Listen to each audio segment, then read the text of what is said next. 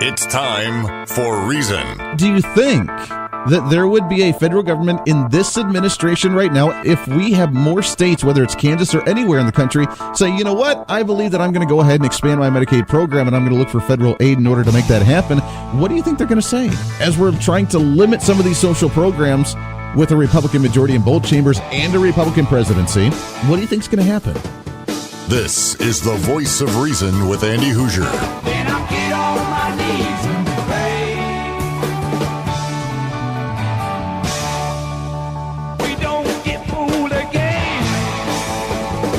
Don't get fooled again. That's what I'm talking about. Welcome into the Voice of Reason. It is a brand new week, a brand new day. Let's have a little fun today. Good morning to you. Broadcasting live out of the heart of the nation. Here in Wichita, Kansas on the Big Talker, 1480 on the AM side, 102.5 on the FM side, KQAM simulcasting on TV, KGPT TV, channel 2610. Welcome into it. It is, man, I tell you what a weekend it was. It was a heck of a weekend. It was a lot of fun. Got the family that came into town. We'll talk about that for just a minute. Had some fun little stories that came out of that one. But let's go ahead and kick you off the right way. Starting you off, setting the tone for not only the day, but for the entire week. Because this is a holiday weekend coming up. Let's get a little excited about it. What do you say? Let's get it started. Let's get it started in here. Let's get it started. Let's get it started in here. Let's get it started. Let's get it started in here. Let's get it started. Let's get it started. Oh, yeah. 316-721-8255. 316-721-TALK. If you want to join into the program, I'd love to hear from you today. There's a lot to get to. There's a lot of things happening. As you know, I wonder how many students will be walking out of class today to fight for school safety. I wonder how many students will be actually wanting to stand up and walk out of class today on an quick, on-the-fly, unorganized protest on guns. I wonder how many students will actually be wanting to throw that fit and try and protest when it comes to school safety today after what happened on Friday. We will be talking about that. There's a lot to get to on it. It's very devastating, obviously. It's sad. It's heartbreaking. And again, like usual, we have completely changed topics and talked about something completely irrelevant when it comes to actually being able to protect the students, because the guns are not part of that conversation, part of the situation in any way, shape, or form. And until we figure that out and realize it, we will not be able to stop these things from actually happening. So we will talk about that and get your take on it. But welcome in. Good morning to you. It is 6 a.m. in the morning, which is a little early to get you all riled up when it comes to politics, right? Yeah, 10 minutes past the hour. 316-721-8255. 316-721-TALK. Shoot me a message on Facebook as well. Facebook.com/1480 KQAM. We have the Facebook Live feed up and rolling. Like it, share it, leave a comment, ask a question. Whatever you want to do, it is open lines to you today. Coming up in hour number 3, Brad Plothow. It's been a while since we've chatted with him. He is with the research group Womply, and he talking about guns and firearms. There's actually a stat, the state of Kansas, when it comes to our freedom for the Second Amendment and businesses in relation to small business and firearms, and how many small businesses actually used to practice their Second Amendment right compared to the rest of the nation. So we'll talk about that with Brad coming up in hour number 3. The family came into town over the weekend. It was a great time, a lot of fun. Haven't seen them in a while. Actually, it was my parents who came from Ohio. We went and saw them, if you remember, back in November when I took some time off and got to see them. So they came out. They got to visit. It was a great time. For my daughter's 4th birthday, which is coming up actually in about a week or so, but they actually took her with them for a couple of weeks. So she's back in Ohio now. We get some downtime from the mommy and daddy thing and get to enjoy it while she's out visiting grandma and grandpa in Ohio for a couple of weeks, which is totally fun. It was a great visit. It was a great time. Although, you ever have those moments to where everything seems to go wrong whenever you try and plan for something great? You ever have that moment you try and plan for something really extravagant and you try and plan for this really big get-together and then something always goes wrong? And that's totally what happened this week. And it's kind of one of those movies to where everything that possibly could go wrong could and would and did. And that's kind of what happened. My wife planned this entire big elaborate dinner and all the party things and everything, ready for the birthday party, and we're all ready. And what happens? The oven dies. Oh yeah. Totally. The oven dies as they get into town on Friday to try and have a big dinner and try and welcome them in and have a good time. And the oven dies. No idea why. No, just out of the blue. We used it the day prior, worked fine, everything's great. Oven dies.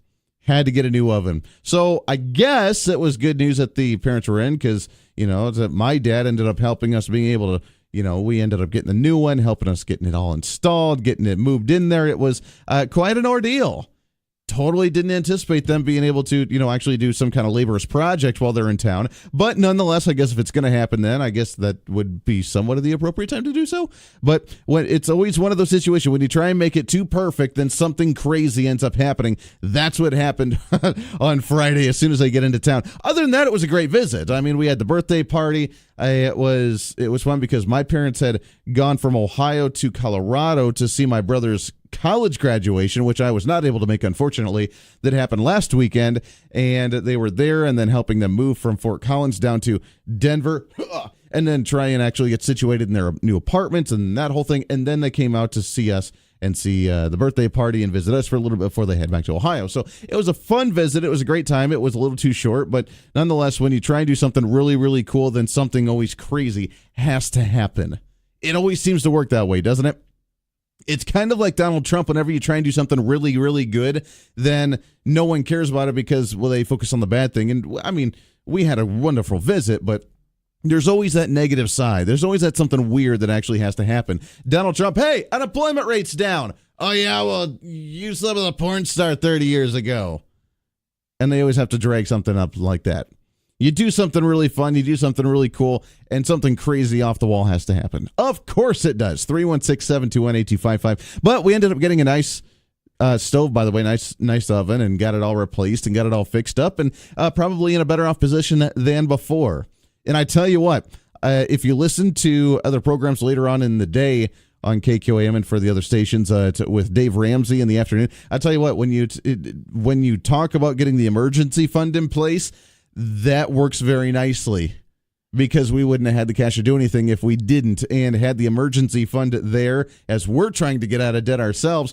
Had the emergency fund, oven fails, there you go. We got it covered. Bam! That's what it's all about. So you know what? I can attest right there that the plan actually works and is actually beneficial to some degree when you're actually trying to get your stuff in order. 316-721-8255. That was enough of that, but nonetheless, it was a lot of fun. It was great to see the family, and they'll be out there for a couple of weeks. They'll come back, drop off the baby, and then she'll be 4. Can you believe it? 4 years old.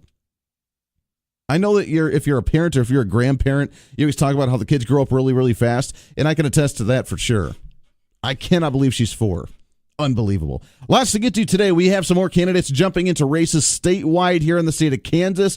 We have the discussion on the farm bill that happened actually over the weekend and on Friday, with the debate in the House at the federal level on where the farm bill may or may not go. The farm bill actually getting shut down on the floor. Did not have enough votes to go to the Senate, and even if it did, the Senate threatened that they would not do anything with it because of the work requirement when it came to the farm bill on social programs within the farm bill. We'll have to talk about that a little bit as well. Also, we didn't get to it on Friday. I do want to touch on it a little bit when it comes to some of the details of Donald Trump and the abortion issue, as we did kind of bring that up a little bit last week, and I want to get some of the details on that and let you know there. Plus, the Democrats in the state of Kansas struggling, suffering, not doing the best that they potentially could, which is good news for us, obviously, but even some of the Democrats are starting to put up their big red flag and say, wait a second, the state of Kansas is hurting when it comes to the Democratic Party. What do we do to try and salvage that situation? The blue wave, baby, it's not happening here in Kansas for sure, let alone the rest of the nation. So lots to get to today. It's going to be a lot of fun. 316-721-8255. It is open lines to you as well. Let's take a break. When we come back, we'll jump right into this. First off, we'll start off with some of the new candidates moving around different races that they actually dropped out of to run in different races, along with the Democrats and where they may be in some of these seats. Your thoughts and calls as well. This is the Voice of Reason on KQAM. Stay here. You're listening to the Voice of Reason on the Mid-America Network.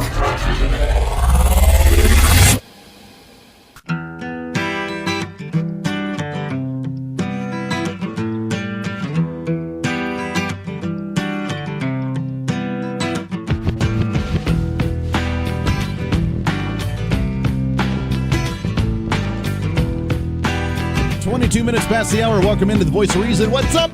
Happy Monday to you. Great to have you along today. It's open lines to you, 316-721-8255, 316-721-TALK. If you want to jump onto the program, we'd love to hear from you today. I do have to say, by the way, with our child, I keep saying baby. I know Rick says, Andy, she's 4. You can't say baby anymore. But with the daughter, let's put it that way, the young girl, off to Ohio with Grandma and Grandpa for a moment. We're going to be indulging into, I have not seen this entire season yet, and it's really bugging me. I have not seen any of this season yet of The Walking Dead. So the wife and I, we're going to, I guess one of the benefits is we're going to come home at night and actually be able to binge watch our Walking Dead season. I'm kind of looking forward to that. Sometimes you just need that, right? I mean, you need the break just to say, all right, got the good work done for the day, got the good productivity done. Now it's time to just indulge and just zone out for a bit. And that's totally what we're going to do for the next week or so until she comes back. And then they go to the other grandparents on the other side there.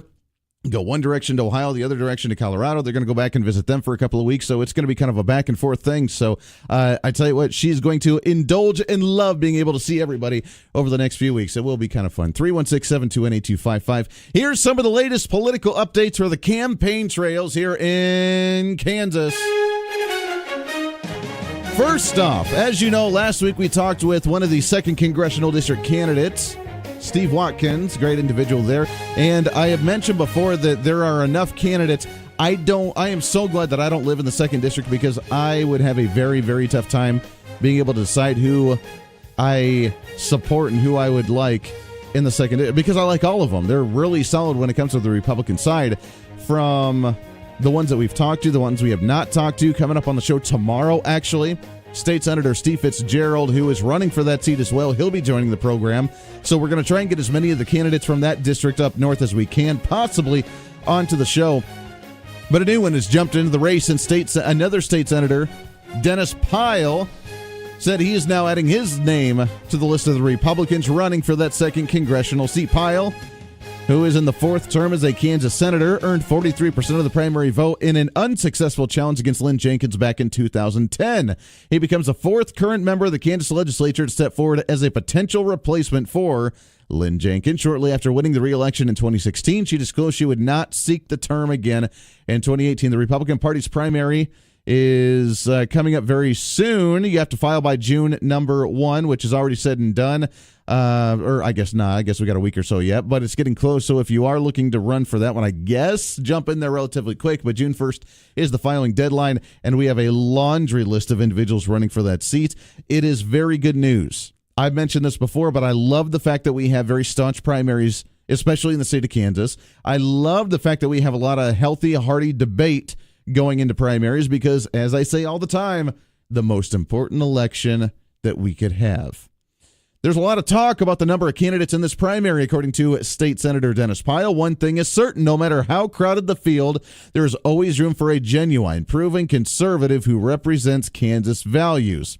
The other Republicans who did hit the campaign trail for that are State Senator Steve Fitzgerald out of Leavenworth, Senator Karen Tyson, who we will get her on the show as well, Representative Kevin Yoder for that one, Doug Mays from Topeka, Vernon Fields, Steve Watkins from Topeka, and the other one that's actually, from what I hear, a little tweet Birdie has told me, or at least from what I've heard, is the other individual, as you remember, is potentially dropping out of the race.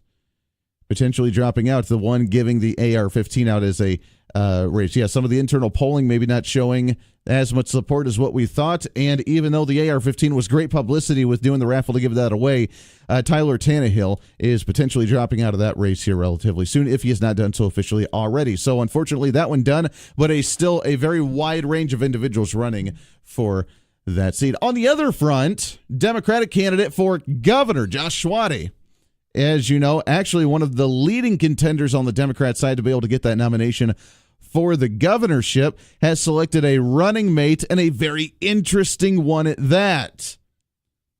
An Iraq veteran, as he has chosen Katrina Lewison, a Democrat, a veteran, a military individual, which really kind of threw a wrench in this whole thing, because I'm curious to see what her take is on the gun thing, on the whole gun issue. And I understand that they may be trying to, here's my perspective on it, they're trying to reach out to some of the moderate Republicans in order to win them over with the Second Amendment, because this is a very, very red, very pro-gun loving state that we are in here in Kansas.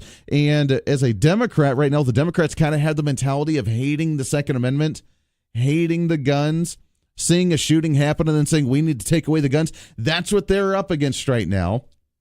So I'm really curious to see what they're going to do when it comes to the Second Amendment. And are they trying to pander to more of the moderates and some of the Republicans that may want to choose an Iraq veteran when it comes to the governor as lieutenant governor, running with Josh Swati as Katrina Lewis? And Kansans want change that makes their lives and their families and lives better. They want leaders that will go out of their way to work with other leaders at all levels of the government, regardless of political philosophy. He said Lewison was a natural-born leader who's been a true public servant throughout her entire life.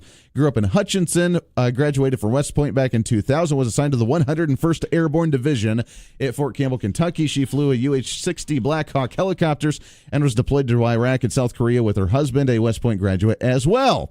In Iraq, both were riding in Humvees. In who attacked with the grenade, she suffered shrapnel wounds, and shrapnel received the Purple Heart in a ceremony attended by U.S. Senator Jerry Moran. So there you have it. A very interesting pick, and I think it will, honestly, I think it'll bode well for him on the Democrat side. Now, Republicans still be very cautious and wary of supporting someone with a D just because of the special interest, the money coming out, and so on and so forth. But this could really throw in kind of an interesting twist into, it's kind of like the plot twist with the movie. You're watching the movie, you kind of anticipate what's going to come up, you kind of understand where the movie's going, you kind of already know what's going to happen within the movie, and then all of a sudden, bam, plot twist, and you're kind of on the edge of your seat now.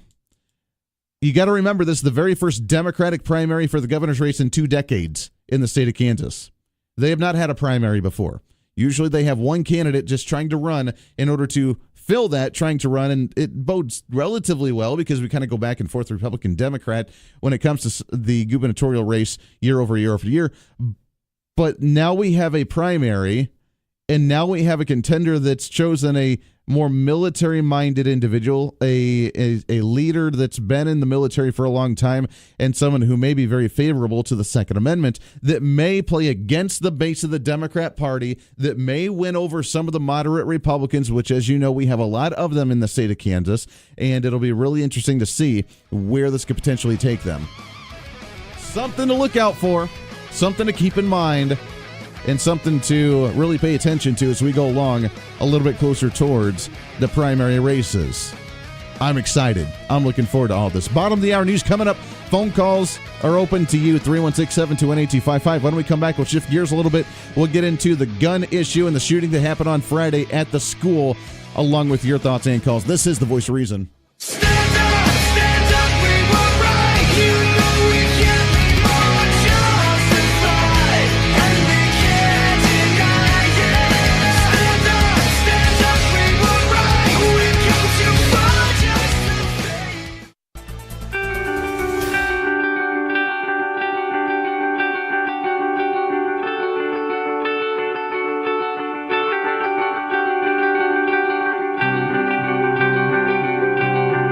Andy never shies away from a fight. Just you try it. Oh, I'll try it. Just you try it. You'll feel it when I try it. I'd like to see you have at it. Would you now? And now's your chance to jump in the ring. Are you insane?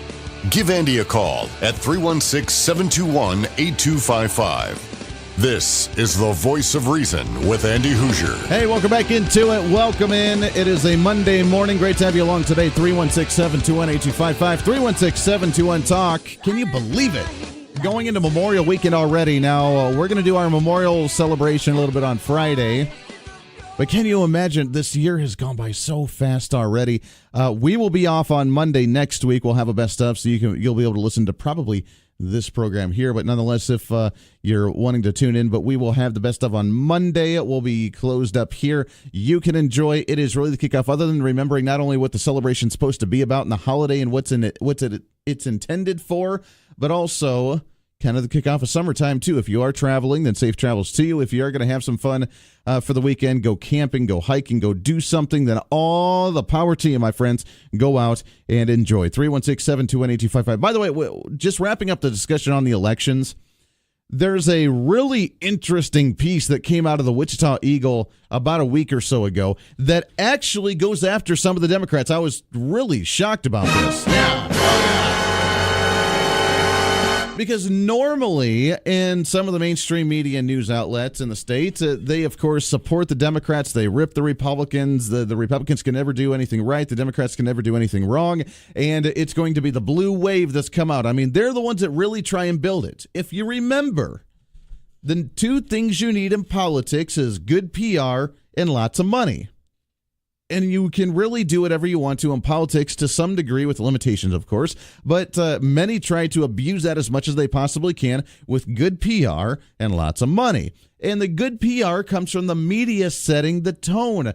We respond when it comes to a political issue, for example, let's say like the guns, we respond to what the media is portraying because people watch the news, they listen to the media, they read the newspaper, they watch the TV, they listen to radio, and then they build their perspective based on what's being said and what's being done and what's being told to them and the quote-unquote experts that they have on. And that's the mentality.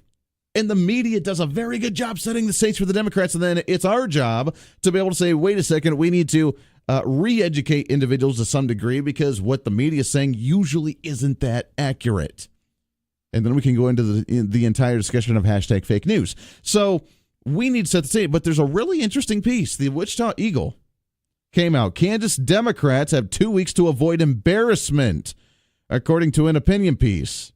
There are 3 statewide races where no Democrats have filed in any way, shape, or form: the Attorney General, the State Treasurer, and Insurance Commissioner. Now, that's actually just changed because the Democrat that was actually wanting to run for Secretary of State has actually dropped out of the Secretary of State race and actually jumped into the State Treasurer's position. Now, why do you think that is for a second? Why do you think that there's a Democrat that dropped out of the Secretary of State position to run for the State Treasurer? My guess is that, number one, they realize that there is a huge issue when it comes to the running for the Secretary of State because of the voter ID issue and the voter fraud issue that's going on. And it's actually very favorable to many Republicans in the state of Kansas, which, by the way, there's a majority of Republicans in the state of Kansas than there are Democrats, and they're very concerned about that. And they want to be able to fight that, but at the same time, they realize it's a hot issue. But here's my take. Here's why I think they want to run for the state treasurer position over the Secretary of State, is so that way they can have an individual in the treasurer's position that would say that they would not sign the checks for educational funding if it came down to it. If there was a standoff, if the Supreme Court wanted to shut down the schools, if the legislature said, no, we can't shut down the schools, and if they wanted to be in that position, have a favorable Democrat that's very favorable to public educational funding that would openly say, I'm not going to sign the checks. That's, in my humble opinion, why they would actually want to run for that position over the Secretary of State. Just my opinion, my 2 cents. Whether it's true or not, I don't know. But I could definitely see a position like that. But at this point, or there were 3 positions to where Democrats at statewide races had not even filed to try and run Attorney General, State Treasurer, and Insurance Commissioner. Now, why do you think that is? They oversee these, by the way, positions oversee some really important areas when it comes to the state government, and they're half of the statewide elected seats. Ethan Corson, director of the Kansas Democratic Party, said there will be Democrat candidates by the filing deadline, and they will not just be placeholders, but will be contenders. Hate to quibble here according to the opinion piece, but how can they be strong Democratic candidates in a red state like Kansas if they haven't already introduced themselves to the voters? He asks. This is a terrible look for Democrats with the last 2 years that have had reason for optimism. Voters in 2016 elected more legislative Democrats, 49, which is up, by the way, 13 members in the state legislature, and many moderate Republicans who teamed up with another year of tax cuts in 2017 with an override of Governor Sam Brownback's veto. More moderate Republicans, more Democrats. They've had this swelling of enthusiasm and optimism at the liberal progressive end of the aisle, and yet, just yet, They haven't been able to get enough Democrats to run for many of the seats in the state of Kansas. They're losing ground. They're losing. It's almost like the inflated balloon, to where sometimes you inflate a little bit too much. You got a little bit too big for your britches before you actually establish yourself, and you're beginning to collapse. The moderate Republicans are not going to stay in there long. That tried to go in and work with many of the Democrats, because now what do they have to go back to their constituency to say? The Democrats, they can hype up the fact that they overturned the Brownback's tax cut, kind of. But at the same time, what are you going to go back to your constituency and say, yeah, I repealed the tax cuts. You got a retroactive tax on you when you filed your taxes. You're going to get another tax increase this year. You're probably going to get another tax increase next year because we're going to spend lots of money. Please reelect me. Do you think that's a good campaign style? I mean, I track campaigns and I follow how they actually approach a campaign, and I'm really intrigued by that. Usually that's not the greatest winning tool to say, I not only raised your taxes, but I did it retroactively. We spent a heck of a lot more money. And even this year, when we didn't raise your taxes, but we spent more money, we're probably going to have to raise taxes for you again. That's not usually the best kind of campaign tactic. Not usually. Even for Democrats. Even for progressives who like higher tax rates, by coming back and saying that, you know what, we're going to take more of your money and you're going to thank us for it, you're going to love it, usually that doesn't bode well. And the moderate Republicans, look, you may be a quote-unquote moderate Republican. I'm still not sure exactly what that means, but being a moderate Republican does not say, I'm a Republican, but I'm going to do everything the Democrats do. That's not what that means, or at least it shouldn't be what that means.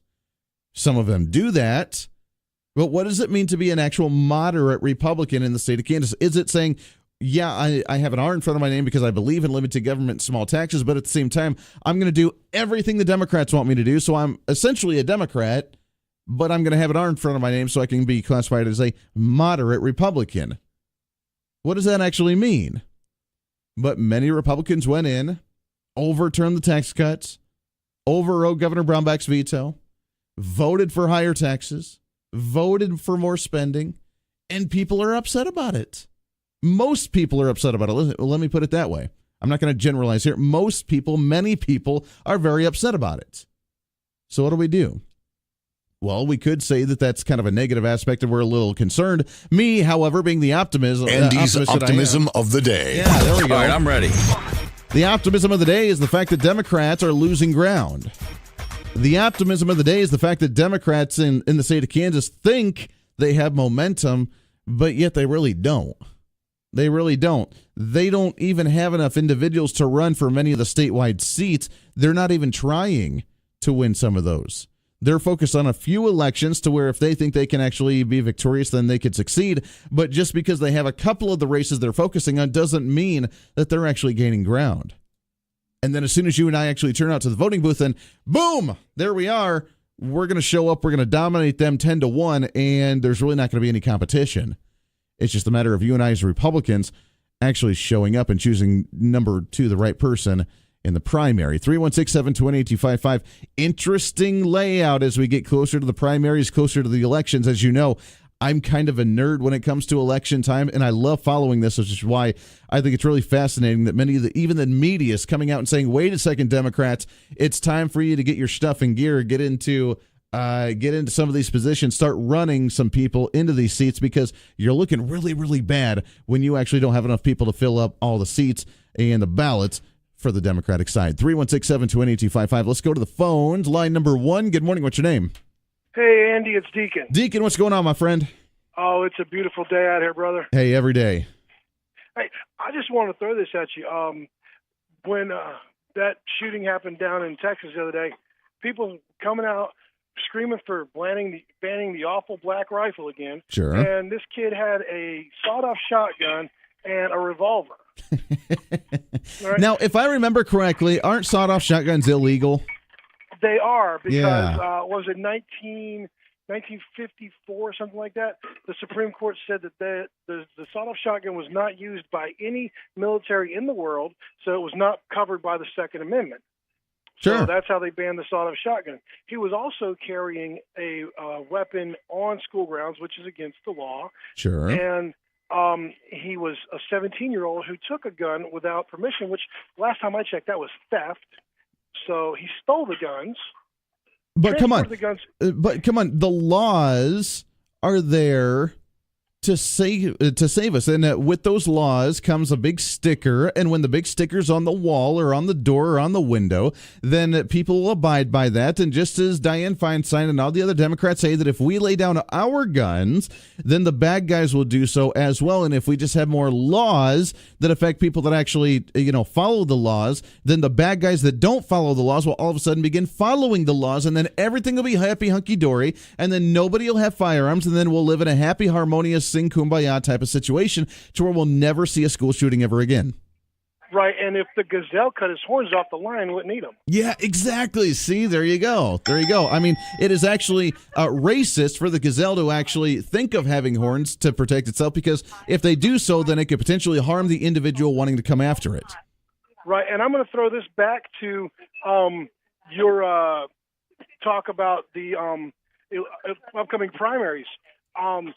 Mary Martha Good voted to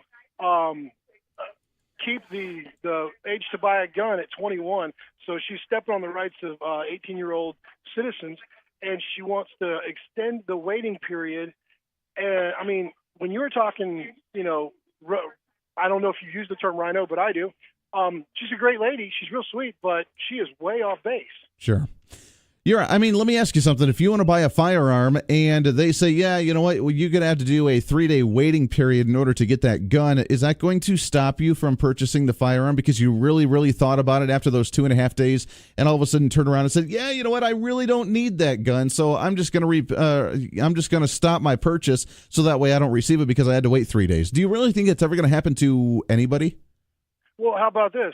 I already own 5 guns, and I'm going to go out and buy another one, so I got to wait 5 days because the 5 I've got at home I can't use? Yes, that's right. You can't use those because you need to wait for the new gun, and you got to wait 3 days for those. So in the meantime, you will never use any of the guns that you currently have in your safe at all, because how dare you actually have guns in any way, shape, or form? Yeah. Right, or I won't go down to downtown Wichita, find some guy standing on the corner and go, hey man, I need a gun that I can drop. No, you're right. You're right. Never going to happen. People abide by the law, and even the bad guys that break the laws to commit crimes, because that never happens. Homicides or burglaries or anything where people don't actually follow the law. By having another law to try and ban guns is actually going to make people not have the guns to be able to commit crimes. Deacon, I love it. I appreciate it, my friend. We'll talk about, by the way, the shooting in just a little bit. I do want to get to that because it is really important. And as we talk about gun regulation here in the state of Kansas, there are still many moderate Republicans that have voted to try and repeal the carry on campus, that have voted to try and not lower the age limit to 18 when it comes to purchasing a firearm, that's tried to vote for the 3-day rescission period, which is completely and absolutely absurd, ridiculous, and stupid. We'll talk about all that later as well, but we are on the winning side. We got the momentum, we have the opportunity, we have the optimism, and we will be able to change things in Kansas. We will. Don't get me wrong. The Democrats, they feel empowered. They feel the blue wave's coming. It's not going to happen. If they can't even get enough people to run for many seats that are statewide here in the state of Kansas, that shows that they are struggling, they are broke, they are damaged, they are hurting, and they're not going to be able to win too many seats. They're hoping that they choose just a few of them just to show that they have a little bit of momentum and just focus all their attention on a couple as opposed to try and win statewide, which shows how small and minute and how really irrelevant many of the Democrats are in the state of Kansas. 10 minutes to the top of the hour. We'll get your thoughts and calls when we come back. This is The Voice of Reason. Stay here. This is The Voice of Reason with Andy Hoosier on the Mid-America Network.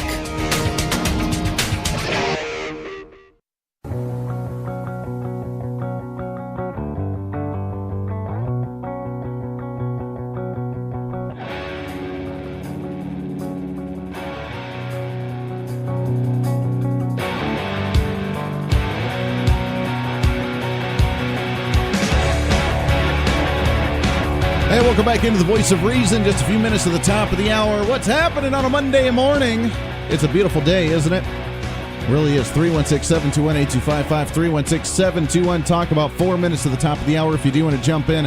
Hour number 2, we'll get into some of the school shooting details, the details of the actual shooting, the details of what happened, details of the response to it.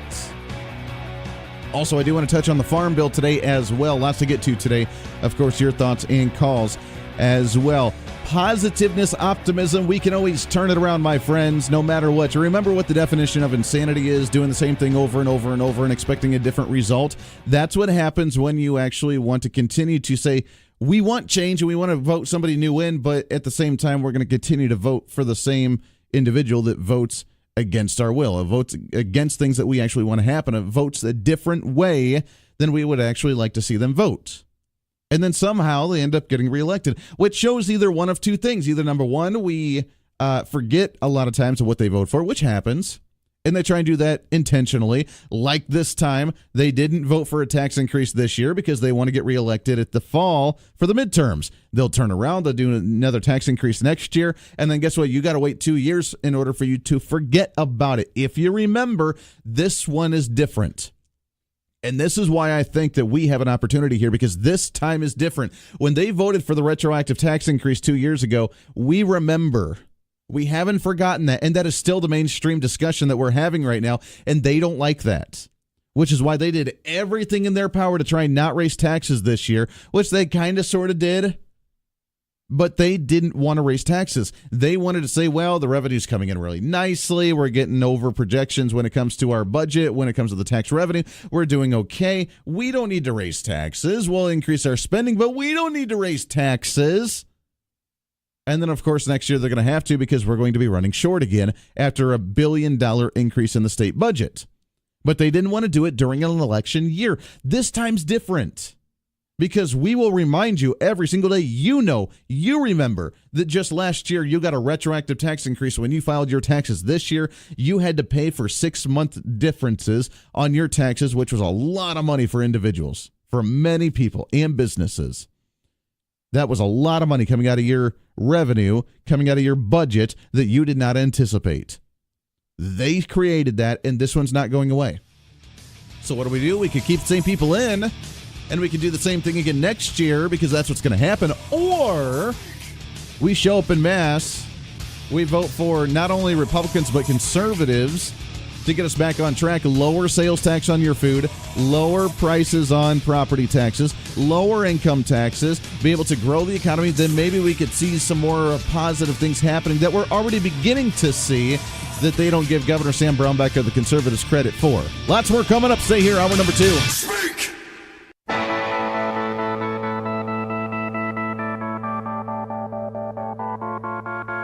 It's time for Reason. Do you think that there would be a federal government in this administration right now if we have more states, whether it's Kansas or anywhere in the country, say, you know what, I believe that I'm going to go ahead and expand my Medicaid program and I'm going to look for federal aid in order to make that happen?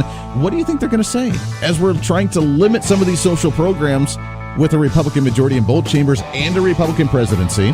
What do you think is going to happen? This is the Voice of Reason with Andy Hoosier. Then I get on my knees and pray. We don't get fooled again. Don't get fooled again. That's what I'm talking about. Welcome into the Voice of Reason, broadcasting live out of the heart of the nation here in Old Wichita, Kansas, on the Big Talker, 1480 on the AM side, 102.5 on the FM side, KQAM. What up? Simulcasting on KGBT TV, channel 2610. Happy Monday. Great to have you along today. A brand new weekend, not to mention it is the week of a holiday coming up this weekend with Memorial Day, remembering the reason for the holiday, remembering for what it actually stands for and what we actually do with it, and then being able to celebrate. And, oh, by the way, kick off maybe summer a little bit too, as people are starting to begin to enjoy the nice weather in the outdoor activities. Let's have a little fun today. What do you say? Let's get you pumped up, setting the tone for not only for today, but for the entire week, as we usually like to do. Lots to get to, a lot of things happening very, very quickly. It's a Monday morning on the Voice of Reason. Let's get it started. Let's get it started in here. Let's get it started. Let's get it started in here. Let's get it started. Let's get it started in here. Let's get it started. Let's get it started. That's what I'm talking about. 316-721-8255, 316-721-TALK. If you're going to join into the program, I'd love to hear from you today. Coming up in hour number 3, We'll be talking with an individual from Womply, which is a research group. Brad Plothow, we've had him on the show before. They did a research study on small business in Kansas in the relation to the Second Amendment, how many actually use the Second Amendment in their business, and the number of businesses in relation to other states in the nation, and where we stand on those statistics. So we'll talk with Brad coming up in hour number 3. Should be kind of interesting, especially as we are discussing the Second Amendment. And let's get into this, shall we? The shooting that happened on Friday, another devastating, heart-wrenching, terrible, horrible school shooting. I've heard different stories between 9 students and 1 teacher, 8 students and 2 teachers, but close to 10 individuals dead, over 13 individuals injured, and 1 person in custody. One of these shooters apparently dead, and more information coming out on this. What boggles the mind that I don't, this really shows right here, the prime example of the gun control activists that control the media, is first off, they are going, of course, against gun control. I asked in the first hour, and I'll ask again, how many students do you think are going to do a walkout out of school today trying to protest guns and school safety when it comes to the local schools here in the Wichita area? I mean, they love to protest as long as they get to walk out of school. They don't necessarily do so much on the weekends when they could potentially be. I mean, where were they standing up over the weekend after this happened on Friday? They'll probably walk out of school today at some point. I guarantee you we'll see some kind of movement organized in the next day or two, probably today, with people wanting to walk out for, how many people died on this one? 10, so they'll probably walk out for 10 minutes.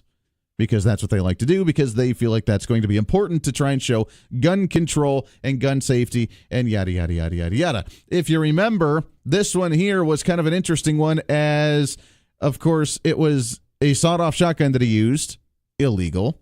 He was 17 years old, shouldn't have had a gun. He used explosives, illegal. He used a revolver, shouldn't have had it. So we want more gun control. So we want to start talking about taking away more guns. It fascinates me when you actually, what's again the definition of insanity? Doing the same thing over and over and over and over again and expecting a different result. By passing more gun regulation, apparently the laws that are already in place that the individual broke because he wanted to actually do something bad, by creating more gun regulations and trying to take away more guns, will all of a sudden solve the problem.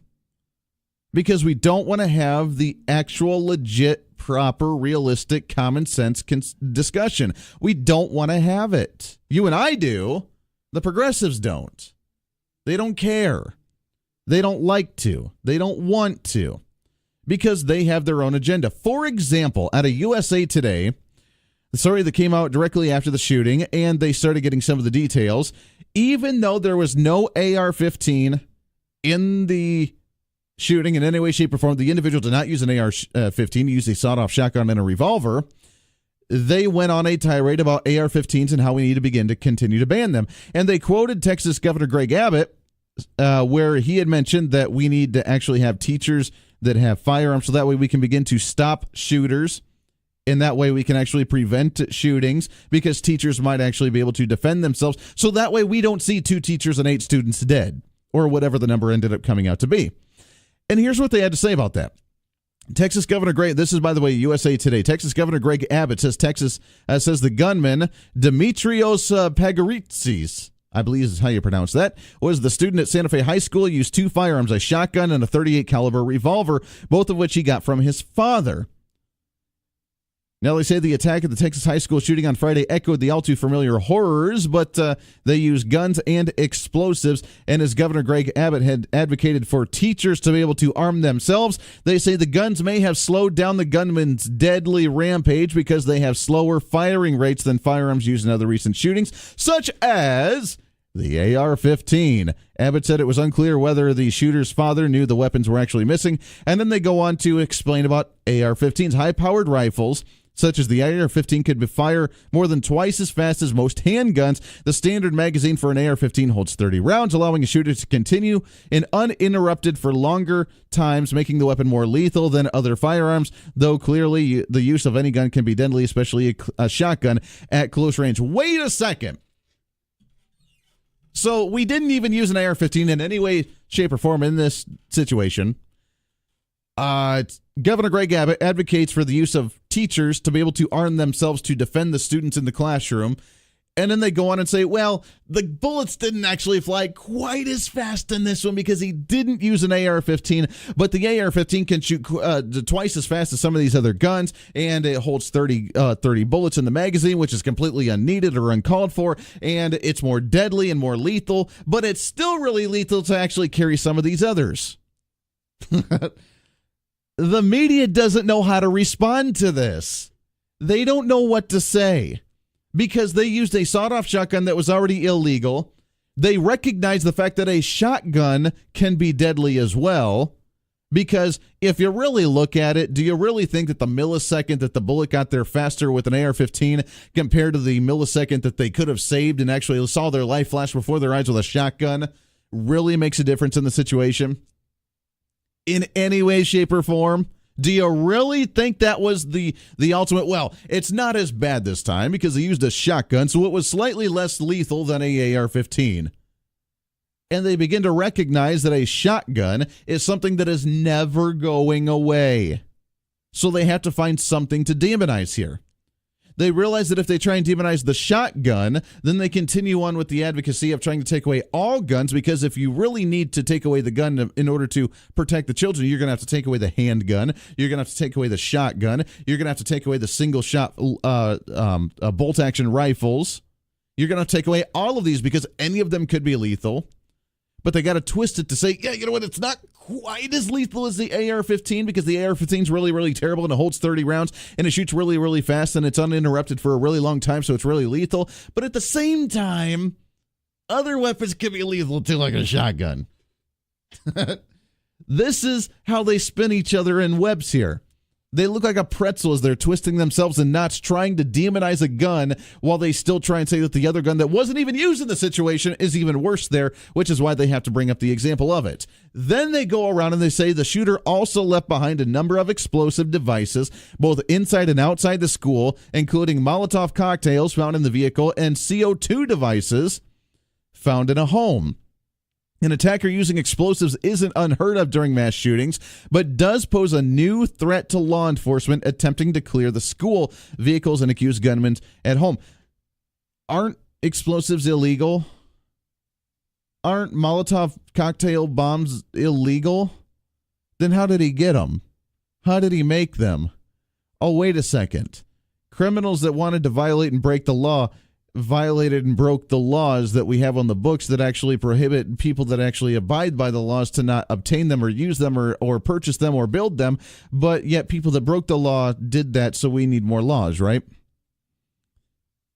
One of these days, I hope and I pray and I think of with all my might, and I put all the energy and the aura out into the universe to try and give them the positive vibes here. I hope that one day liberal progressives that are trying to take away the guns, that want to try and ban the AR-15, that want to try and ban high-capacity magazines, that want to try and ban the semi-automatic rifle, that want to try and ban this, that want to try and ban that. Oh, I hope and I pray and I put out all the positive vibes into the universe for them to receive, hopefully, for them to wake up and realize that people that break the law will break the law and that no law will stop them from breaking that law. And you can put on another law to reinforce the laws that we currently have on the books, and it does nothing more than give government more regulation and more control and more power over you, while the people that break the laws continue to break the laws, and that they realize that that will not solve the issue.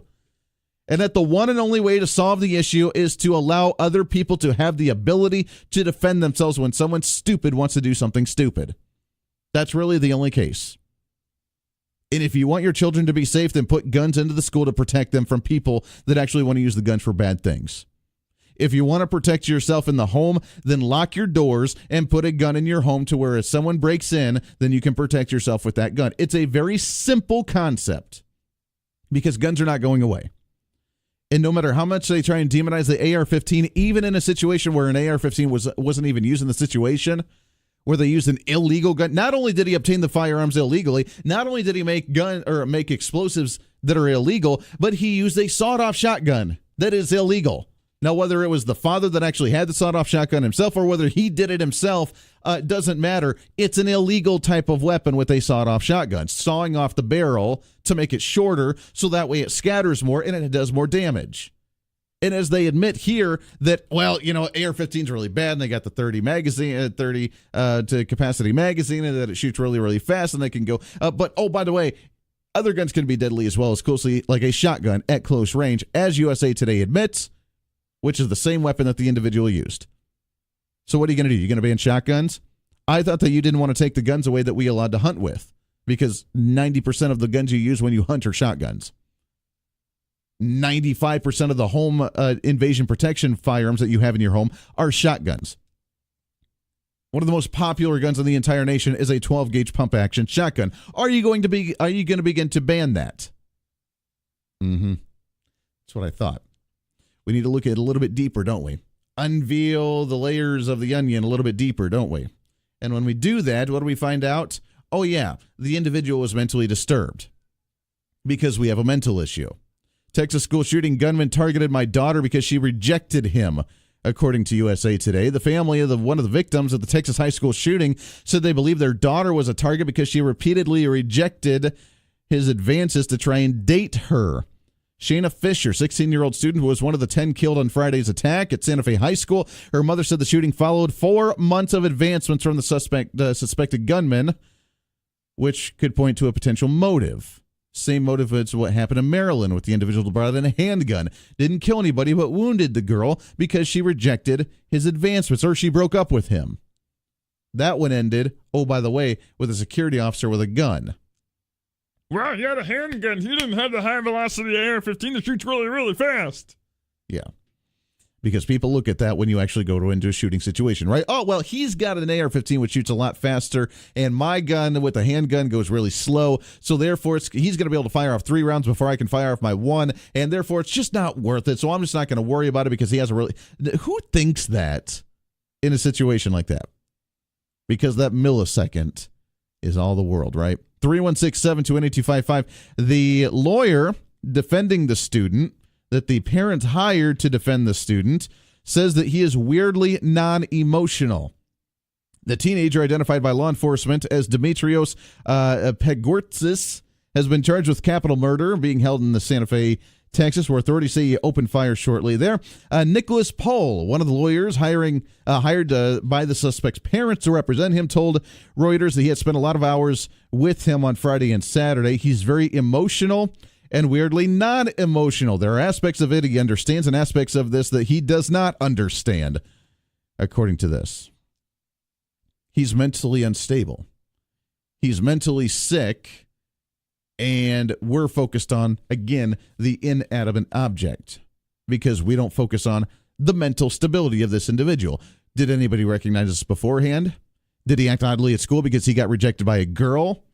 What's the story here that we're not talking about because we're more concerned about an AR-15 and a shotgun that slightly is still somewhat deadly like an AR-15, which is what you use, which is why we saw 10 people get killed in this situation and no one there to stop him.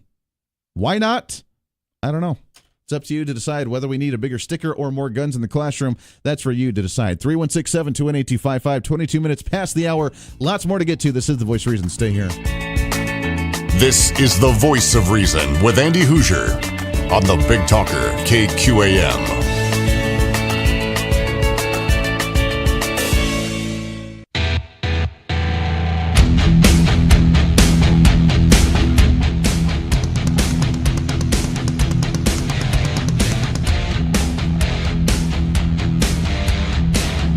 27 minutes past the hour. Welcome back into The Voice of Reason. Happy Monday morning. Let's get you started off the right way. What do you say? It's the way we roll. 316-721-8255, 316-721-TALK. By the way, check it out, kqamradio.com. The website's up and rolling. We got a lot of good stuff on there. All the promotions we're working on, all the great goodies we're giving away, all the stuff we're doing as a station, along with the show page that you can find. You can find the guest lineup for the week. You can find the podcast of the show. You can find all the pictures of events that I'm out and about doing when I get out there. Some more may be coming here very, very soon. Stay tuned in for that, along with a blog that we're having with a lot of the discussions of what we're doing right now. We have opportunity. Check it out, kqamradio.com. For the show page, go to kqamradio.com. Under the local shows tab, find the Voice of Reason right there. That's kind of awesome. And I do want to remind you again one more time, you're running out of time. We got just a couple of weeks left. If you want to submit yours, a few people have done so. We want a lot more. Get yours in there for the KQAM KGSO First Annual Cookbook. You can submit your recipes, whether it's dinners, desserts, breakfast, drinks, barbecue, it does not matter. You have an opportunity to submit your recipe. Now that it's summertime, if you have a barbecue recipe, if you have anything good and great, then you can submit those. Submit it in there. Recipe at KQAMradio.com. Recipe at KQAMradio.com. And when you do so, by the way, you get your name into a drawing to win a brand new pellet grill. Now, I'm hearing everybody rave about this. My parents were in town over the weekend, and I had mentioned the pellet grill and what kind of promotion we're doing, and my dad got really excited about it. I had never heard about a pellet grill before, not sure what it was, but apparently it's a really big deal. It's really cool. Pellet grills are fantastic. You can get the different flavors. You can put it in there. You can grill, and you can have the different flavors when you cook your meat, sort of thing. So you get a brand new pellet grill hat tip to Wichita Tractor, providing us that one, wichitatractor.com. You can visit them 1750 Southwest Street right here in Wichita, but check them out, wichitatractor.com. They're providing a brand new pellet grill. All you have to do is submit your favorite recipe into our KQAM KGSO cookbook. We'll put your name into that drawing. Just email it, recipe at KQAMradio.com, and let us know your favorite recipes. Something that people just love all the time. I know some people like to hold on to it close, near, and dear to them with that recipe, but don't worry about it. We're family here. It's all right. Submit it to us, recipe at KQAMradio.com. Email it to us, and we'll do that. Plus, sometime today, probably in the next hour, we will announce the winner of the tickets to the Indianapolis 500. We got that drawing. We got people registered all last week, and we'll make that choice and choose somebody. Randomly drawing today, probably in the 8 o'clock hour. Stay tuned in for that. This is The Voice of Reason. Stay here.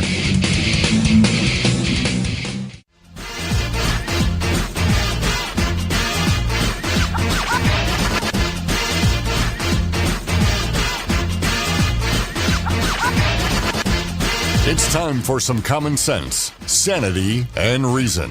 You can't handle the truth. This is The Voice of Reason with Andy Hoosier. I know a lot of people really can't, especially on the left side of the aisle. It's really difficult to understand, common sense, reality, and reason. But nonetheless, we sure try. Welcome back into The Voice of Reason, making it happen today on a Monday, kicking off your brand new week. Let's have a little fun.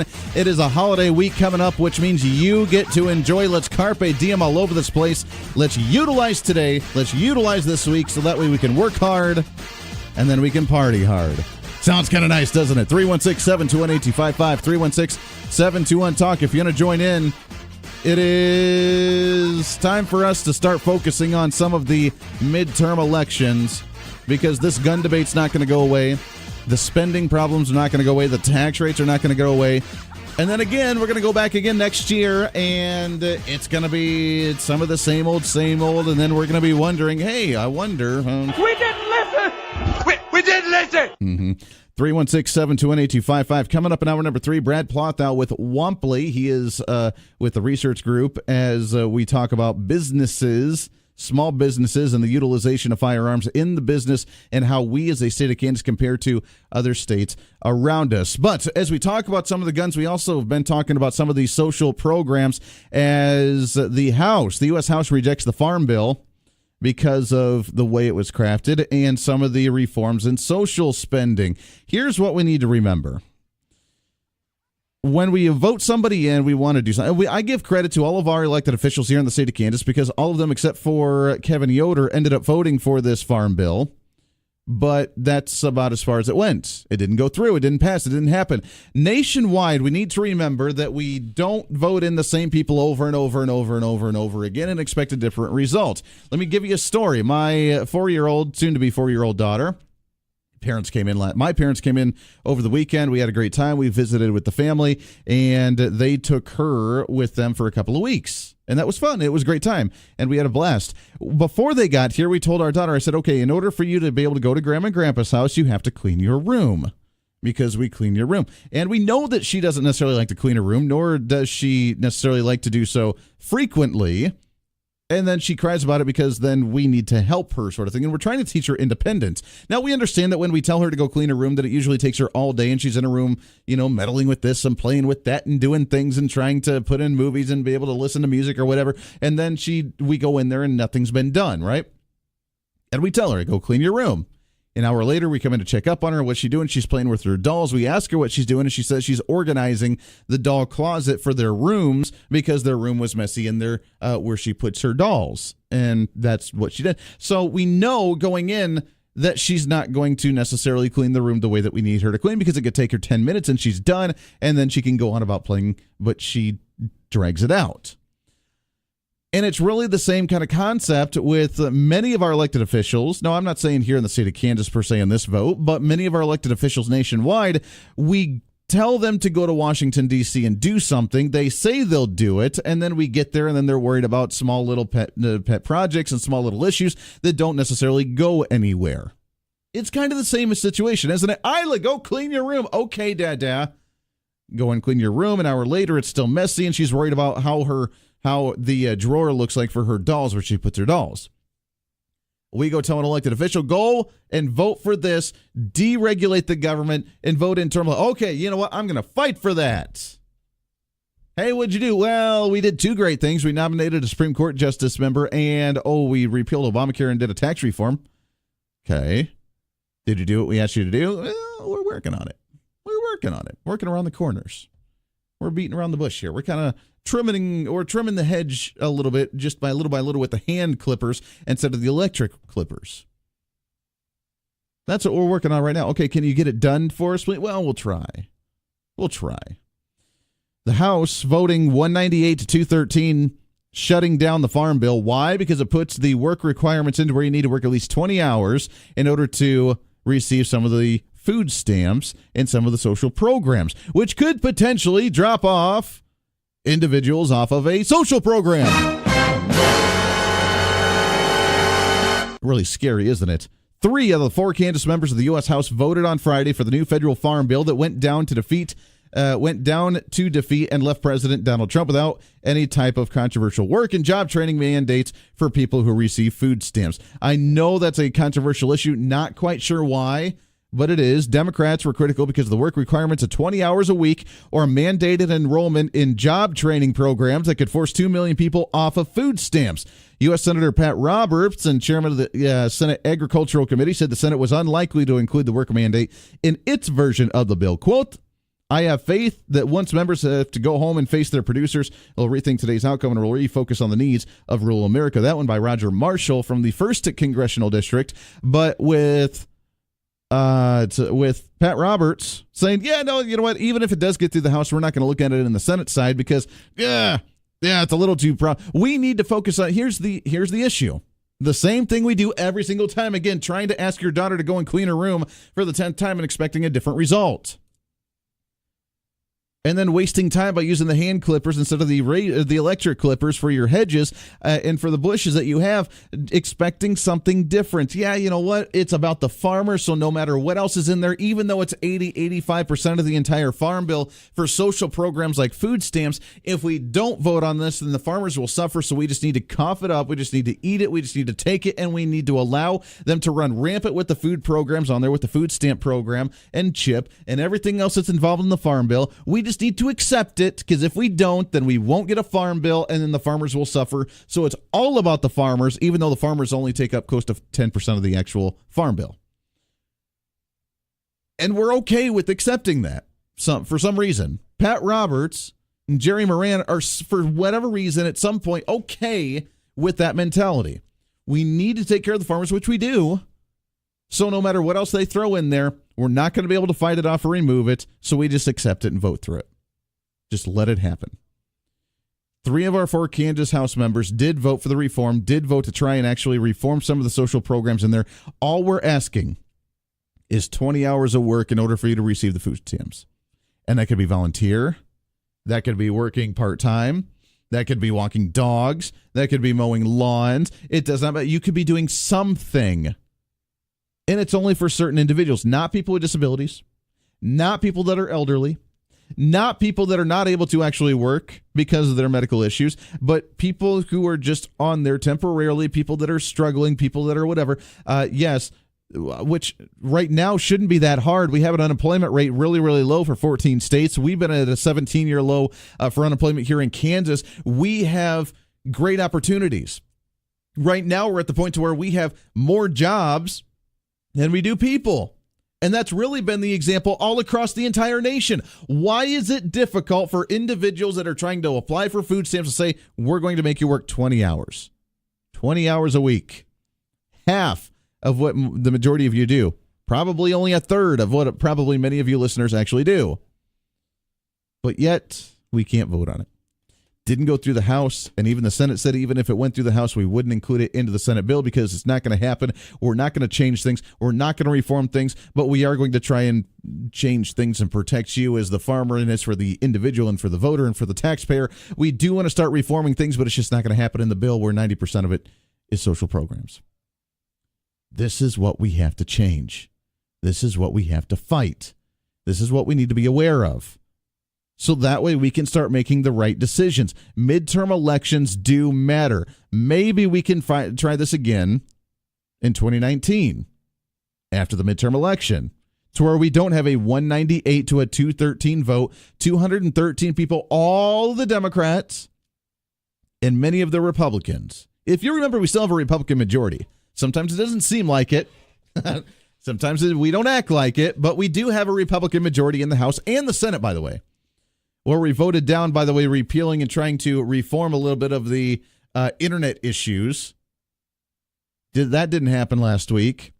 And now we see the Farm Bill being rejected. Back to the drawing board. I give credit for this time for Paul Ryan actually trying to put the work requirements into the Farm Bill. That was his idea. He did it.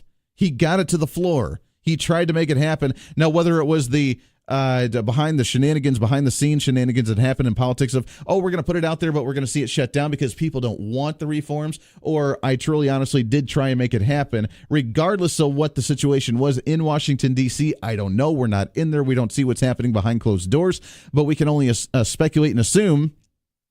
But the fact of the matter, Republicans didn't vote the Republican line to actually reform the Farm Bill and try and put in the work requirements shows that we're not ready for the change yet. At least the elected officials are not ready for the change yet. We are. They're not. What are we going to do about that? That's for us to decide. 316-721-8255, 316-721-TALK. On the other front, we do see positive news as Donald Trump looking to cut Planned Parenthood funding. If you remember, and this got a lot of heat back during the omnibus bill that happened a couple of months ago, and many individuals very upset with our elected officials in Kansas for voting for the omnibus bill because it still had Planned Parenthood in there. This is what it was leading towards. This is why I was okay with the way that actually went through, because it didn't... What it did was and everybody talks about the Title 10, it didn't necessarily lock in funding. It gave it to the executive branch to make the prerogative decisions, to make the executive decision on what's going to happen with it, but it didn't lock it in and say that you're guaranteed this kind of money. And now President Trump actually being able to move forward with this decision to say whether he can cut or whether he can continue to fund with some of these Title 10 grants and funding to Planned Parenthood and to some of these abortion clinics. Now it's up to the prerogative of the executive branch, and the legislature can't do a thing about it because they voted in that omnibus bill. One of the positives about this was it didn't lock it in and guarantee those funds. That's good news. That's good news. So we are reforming something, at least a little bit. 316-721-8255. Let's go to the phones. Line number one. Good morning. What's your name? Hi, Andy. This is Helen. Helen, how are you? I'm doing just great, and I hope you're doing great. Yeah, thank you. It's a good Monday. Well, it's interesting that you would compare our politicians to your 3-year or your daughter. Well, they sometimes act like the little children, don't they? Well, in Isaiah chapter 3, verses 4 and 5, it says, I will give children to be their princes or their political leaders and rulers, and babes shall rule over them. And the people shall be oppressed, every one by another, and every one by his neighbor. And the child shall behave himself proudly against the ancient or the elders, the wisers, and the base or morally base against the honorable, the morally honorable. Well, So we're seeing it happen right before our eyes. oh, we really are. I mean, we really are. The adults acting like the children that are getting away with whatever they want to and ruling over the adults, and the politicians that are acting like that on both fronts, both complaining and whining about what they're not getting and pretending to do what they say they're going to do while they're not really doing it. And then when they don't get what they want, definitely throwing the temper tantrum on all fronts. You're absolutely right, Helen. I appreciate that very much. 316-721-8255. That's the world that we live in now, and we got a lot of work to do. We have opportunity, though. We have potential. All we got to do is be aware of it so that way we can fight it. And that's what it's all about, is the activism, the engagement, starting the catalyst movement, and being able to actually be aware of what we can do to fix these things. 12 minutes to the top of the hour. Take one more break. Wrap up hour number 2. This is The Voice of Reason. Stay right here. The Voice of Reason with Andy Hoosier.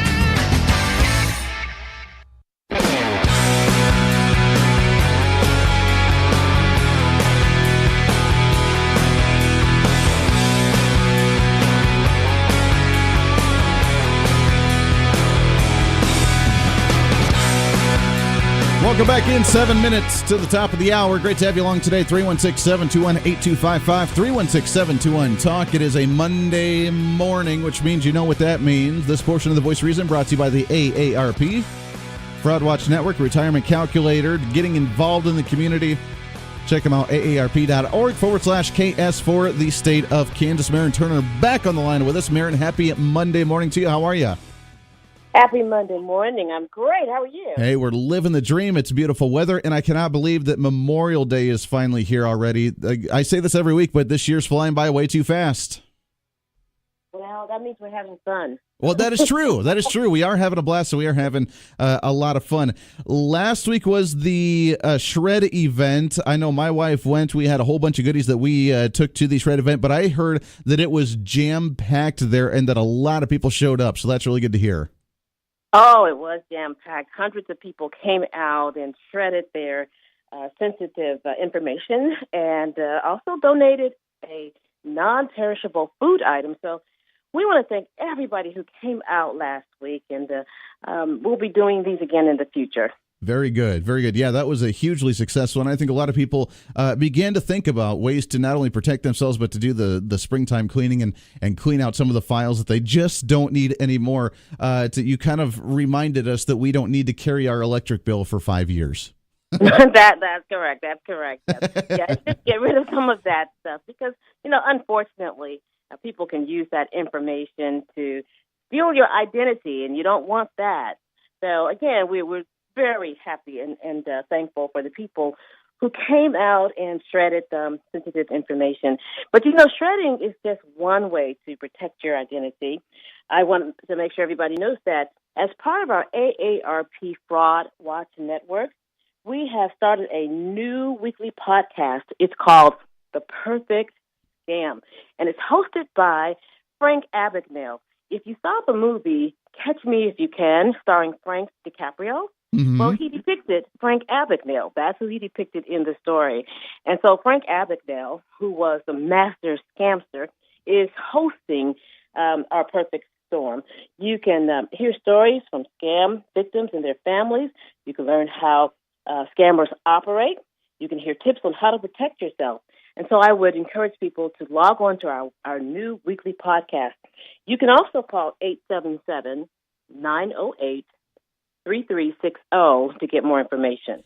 Very good. Now, how frequent is the podcast? Is it a daily or a weekly podcast? What kind of it's great information. I think it's going to be hugely successful. As you mentioned, someone who actually knows what scams are happening and how to actually do the scams, so therefore how to prevent the scams. How often can they hear this?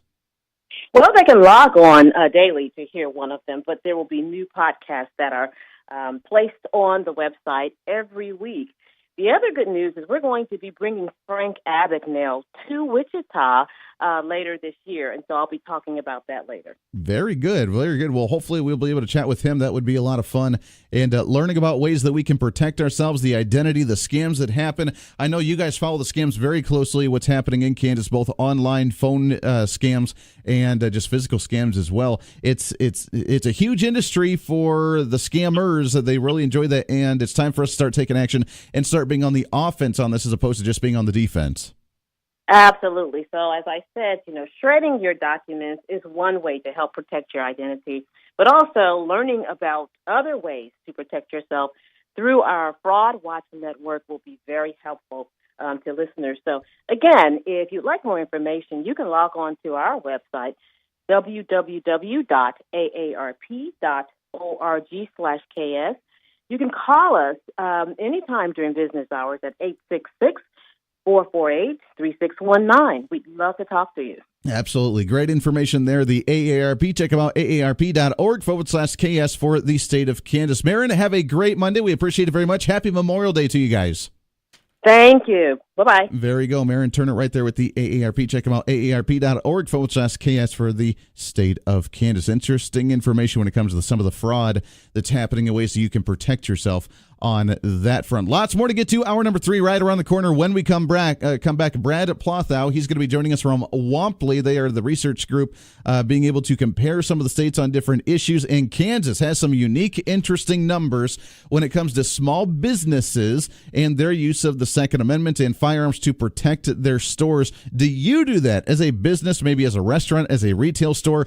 Do you protect yourself with the firearms? And with the firearm debate heating up all over again after the shooting that happened in Santa Fe, Texas, with the 10 individuals dead, 8 students and 2 teachers, with the sawed-off shotgun, with the potential explosives, with everything happening there, it's going to happen again. The walkout of the students, the debate on the outcry, trying to ban firearms. It's all going to start all over again after it just calmed down from the last one. Coincidence, right? It calms down, bring it back up, so we can begin to try and ban more firearms. Realize though, many of these families are now going to be purchasing firearms because they realize that it could happen to them that we never thought could happen to them before, right? Funny how that works. Embattled socialist incumbent Nicolas Maduro won Venezuela's presidential election by a landslide in a disputed vote marred by irregularities and mass absenteeism.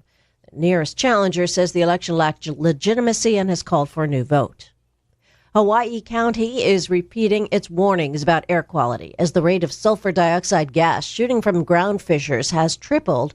Authorities say the toxic steam clouds are forming when lava from the Kilauea volcano touches seawater. Scientists say the acid in the plume is about as corrosive as diluted battery acid. This is SRN News. Your local weather on KQAM. Brought to you by Derby Mattress. No dancing animals, no gimmicks. Your locally owned hometown mattress store at 105 South Baltimore in Derby.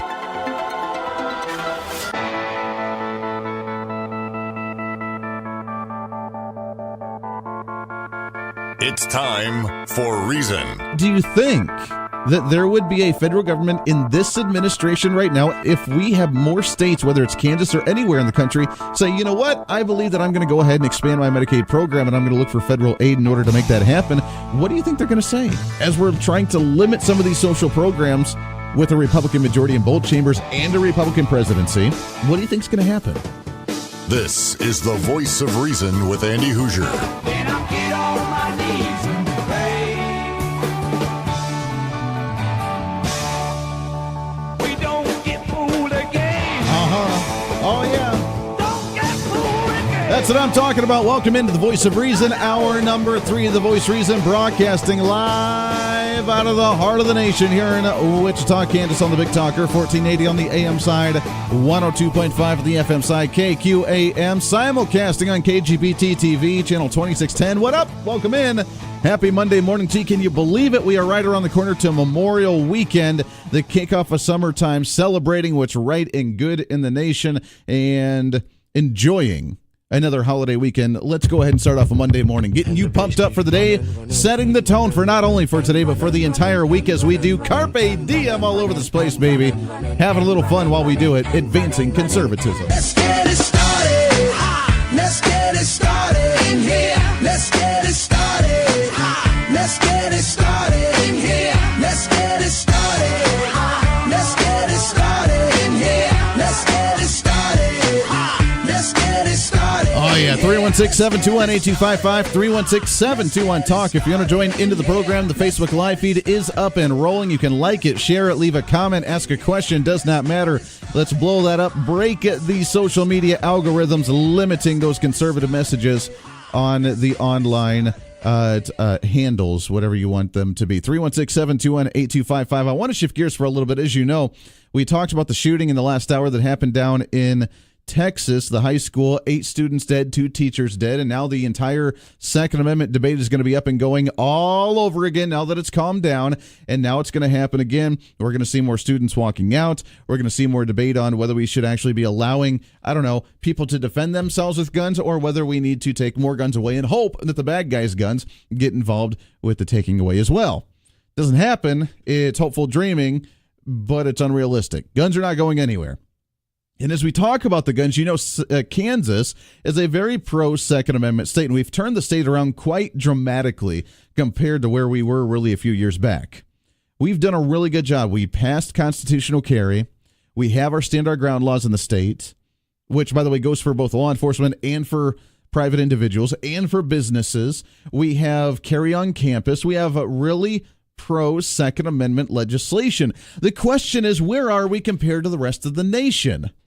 And I always like to be able to compare what we're doing compared to what other states are doing, so that way we kind of keep a tab on what we need to work on, what we need to be doing.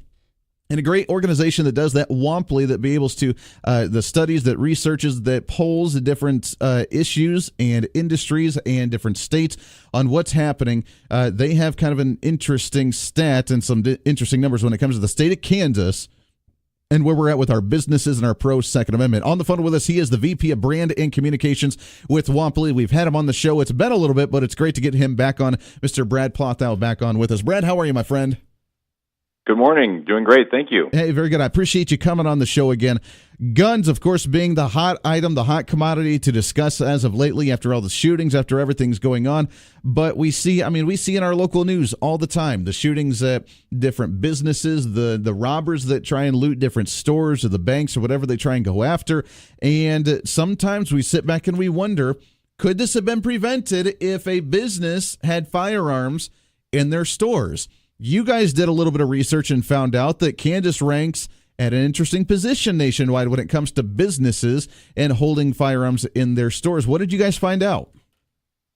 Yeah, we asked the question a couple of different ways. First of all, every spring we do what we consider sort of a sentiment and current events poll among small business owners. This year, almost 5,000 business owners coast to coast. And one of the questions that we asked is, if you run a small business, and these are small brick-and-mortar business owners, these are mom-and-pop shops, do you keep a gun on the premises, or have you ever kept a gun on the premises? And nationally, we found that about 1 in 3 said yes to that question. When you move to Kansas, it's 45%. So we see about an 11 percentage point increase in the number of businesses in Kansas that say, yes, I've had a gun on the premises at my place of business before.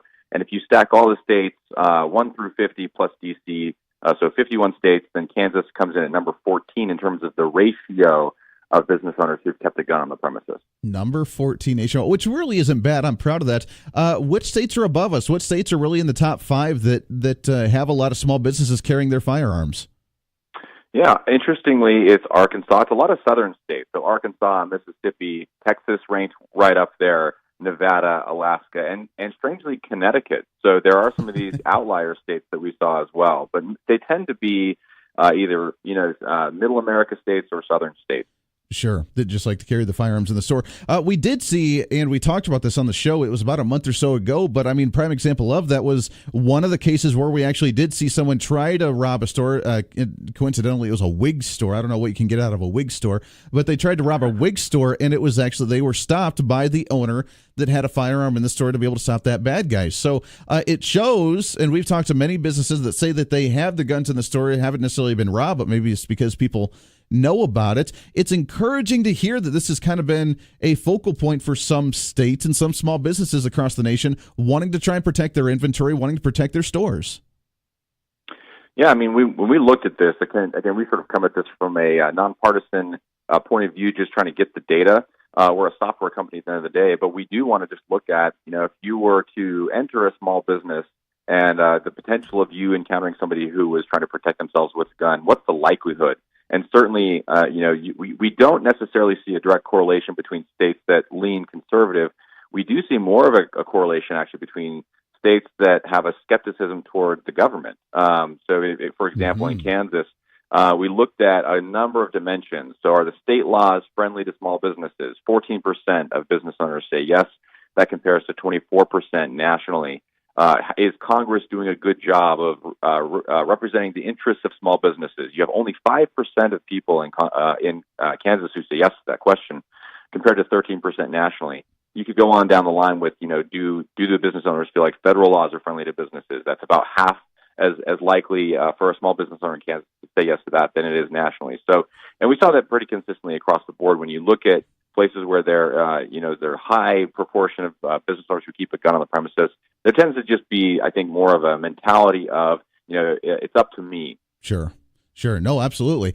Did you also see, I'm glad you brought up the trend when it comes to the skepticism of government and maybe the business-friendly states that happen, like the state of Kansas, that we do have a lot of work to go when it comes to becoming a lot more business-friendly. But some of the other aspects, did you see a trend maybe when it comes to maybe higher unemployment rates in certain areas to where people may be struggling a little bit more and looking towards options with a little bit higher crime rate to where we saw more people with firearms? Was there maybe a link in certain demographics when it comes to individuals that carried firearms and that sort of thing as well? It's a really good question. We've looked at some of those dimensions, not specifically the unemployment rate yet, but as one example, the impetus for this entire survey is to look at small business sentiment. So how optimistic are they?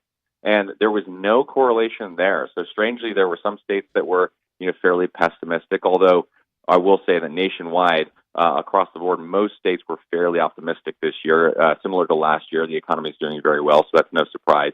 So there wasn't a huge correlation there. One thing that we did see, of course, was this sort of interesting correlation between general skepticism of government in general. But when it comes to like optimism, when it comes to some of these other demographics, no clear pattern emerges. It seems to be very regionalized. We see these pockets of culture develop where guns take on a certain meaning. They mean something very different to people in one state versus another, and that seems to be more at play here than some other larger demographic trend. Very interesting. Talk about nationally and some of the optimism or lack thereof when it comes to people viewing the economy and the interests of small businesses with, say, the Trump administration, and how Donald Trump and the current Republicans or the current governmental system, or however we want to look at it, is actually taking care of small businesses and allowing a small business to grow. Talk about some of those findings you guys found as well.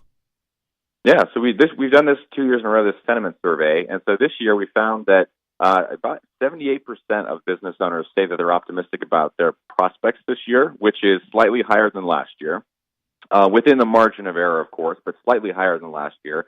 And we have some states like South Carolina, Georgia, Texas, Washington, Ohio, where optimism rates among small businesses are way up there in the 90% range. So when we look at Kansas, it's about 80% of business owners who say that they're optimistic about their business prospects for this year. So in general, we saw a slight uptick across the board. And, there is a correlation between folks who say that they're optimistic and folks who voted for Donald Trump. We see that there's a 2-to-1 ratio in favor of those who voted for Trump over Clinton among small businesses. This demographic tends to be folks who are, they lean conservative. And there's also, I think the messages that he shared tended to resonate with small business owners. And what we're seeing now, a year and a half or so into the Trump administration, is that about half of small business owners nationally say that they're pretty happy with Donald Trump as far as representing their interests from the White House, which is a much bigger number than, of course, the 13% that we said felt that Congress was doing a good job. Only 13% say Congress is doing a good job right now. Correct. Well, I guess that's about average for what they usually I'm actually kind of surprised. I guess normally they're in the single digits, aren't they? When you look at a general poll of congressional approval ratings, yeah, it's very low. Again, these may be folks who are a little more lenient toward their congressional leaders, but yeah, in general, pretty low marks. Sure. When you do some of these surveys, have you been able to see the focus of what many of the small business owners, whether they view the states and whether the state optimism for small business compared to the federal government, and where they would like the interest to be more focused on, if they want more state control over business mandates or whether federal government over business mandates, and which one they would kind of prefer at what governmental level? It's a really good question. I would say that in general, we don't slice the data quite that way. What we do look at are the issues that correlate to greater satisfaction with the business climate. So in general, we'll ask people to rank a whole bunch of issues. Some of them will be social issues like sexual harassment or the opioid epidemic or gun control in this case.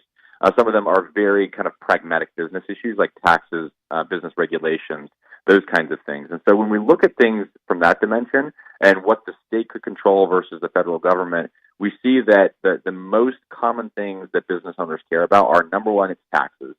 And of course, there are state taxes, there are federal taxes, but however they're being taxed, business owners care a lot about this. And I think the reason's obvious. It's a double whammy for a small business owner. Your business income is your personal income. So of course, they care deeply about that. Next is business regulations, and of course, there's a state and a federal component to that as well. They obviously favor less regulation over more, and they definitely also care about healthcare, although it's not nearly as high as we would expect. And I think this is because many of them don't have employees, or their employees are hourly; they don't qualify for healthcare. Mm-hmm. It's a lot of stuff to take in, especially when it comes to the interests of the small business, as you mentioned, from healthcare to some of the social issues. For example, what kind of findings did you find when it came to the sexual harassment issues and the potential of sexual harassment in small business environments? Did you guys find any optimism or lack thereof when it came to that issue? Yeah, I think in general, whether this is a perception or a reality issue, sexual harassment is certainly not seen as big a problem as it is in big businesses. So as you know, this has been a major theme over the last year or so. Sexual harassment is perceived to be run rampant everywhere from large companies to Silicon Valley to Hollywood. In small businesses, most of them feel like this is not a problem at all. In fact, when we asked business owners, is sexual harassment, actually we asked the question a number of ways, but when we asked them, sexual harassment is not a problem at businesses like mine, we have 24% across the country who say that it is the case, that there is a problem with sexual harassment. And in Kansas, that's 23%, so right on sort of the national curve. So in general, this is not perceived to be a problem. When we ask it another way, and we ask business owners to reflect on where they've seen sexual harassment happen, whether it's been they've experienced it in their place of business, one of their employees has, one of their customers has, or if they've just seen it at work. We actually have upwards of 80% across the country who say they've never seen it happen. It's not a problem with small businesses. Very interesting. Well, maybe that's a good thing, to where some of the small businesses who really can't afford any type of litigation like that, or can't really afford to go through and be drugged through some kind of sexual harassment case, maybe that's a good sign that the small business really isn't being affected by that issue. We'll definitely take it. Anywhere where you can find a pocket of America where this is not happening, then I think we'll call that a good thing. That's right. That's right. Some positive news in the world today. Kansas being number 14 again when it comes to small businesses carrying firearms and protecting their business with those firearms compared nationwide. Brad with the VP of Brand and Communications with Womply, Womply.com. Brad, I really appreciate you coming on the show, my friend. Great information. We'd love to get you guys back on again and chat some more soon. Sounds great. Thanks, Andy. Hey, appreciate it very much. 22 minutes past the hour. Some really interesting information. That's a really great conversation. We'll do that one again here real soon. Got to take a break. We'll open up lines to you for the rest of the show. This is The Voice of Reason on KQAM. Stay here. You're listening to The Voice of Reason with Andy Hoosier.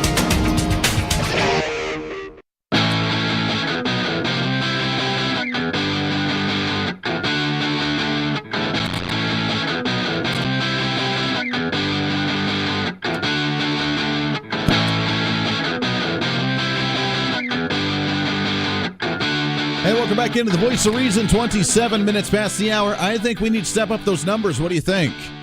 We need to crank up those numbers a little bit. We are number 14 in the nation when it comes to small businesses owning firearms to protect their stores.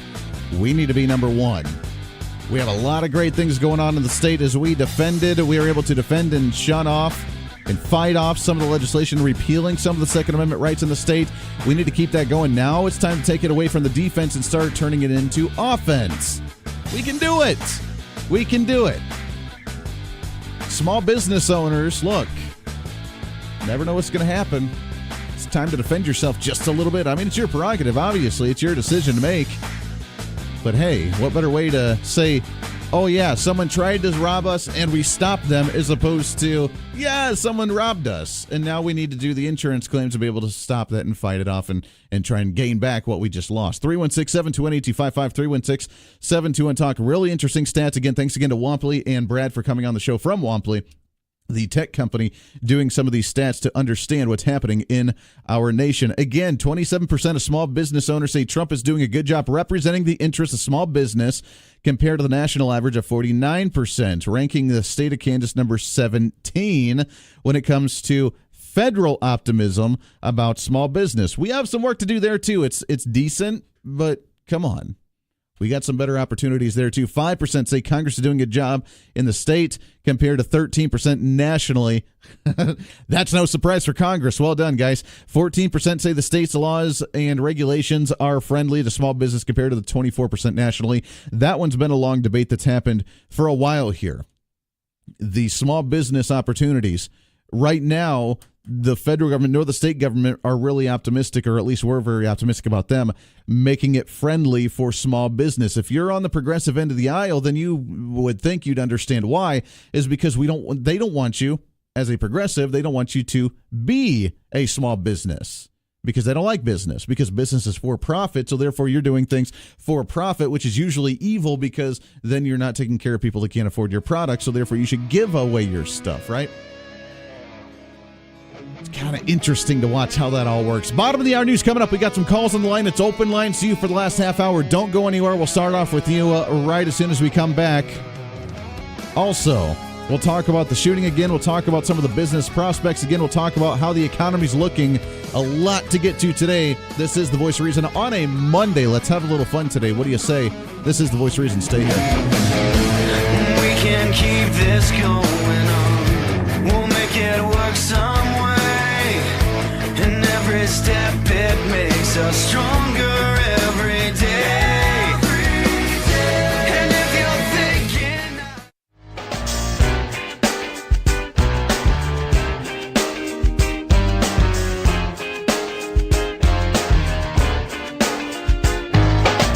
When it takes two to read the news, I'm trying to warn everybody and nobody takes me cereal. you're in the wrong place. This is The Voice of Reason with Andy Hoosier on the Big Talker, 1480 AM and 1025 FM, KQAM. All right. Welcome back into The Voice of Reason. Wrapping up the show today. It's a Monday. Welcome into it. Just a reminder for you, Memorial Day right around the corner. Can you believe it? It's craziness.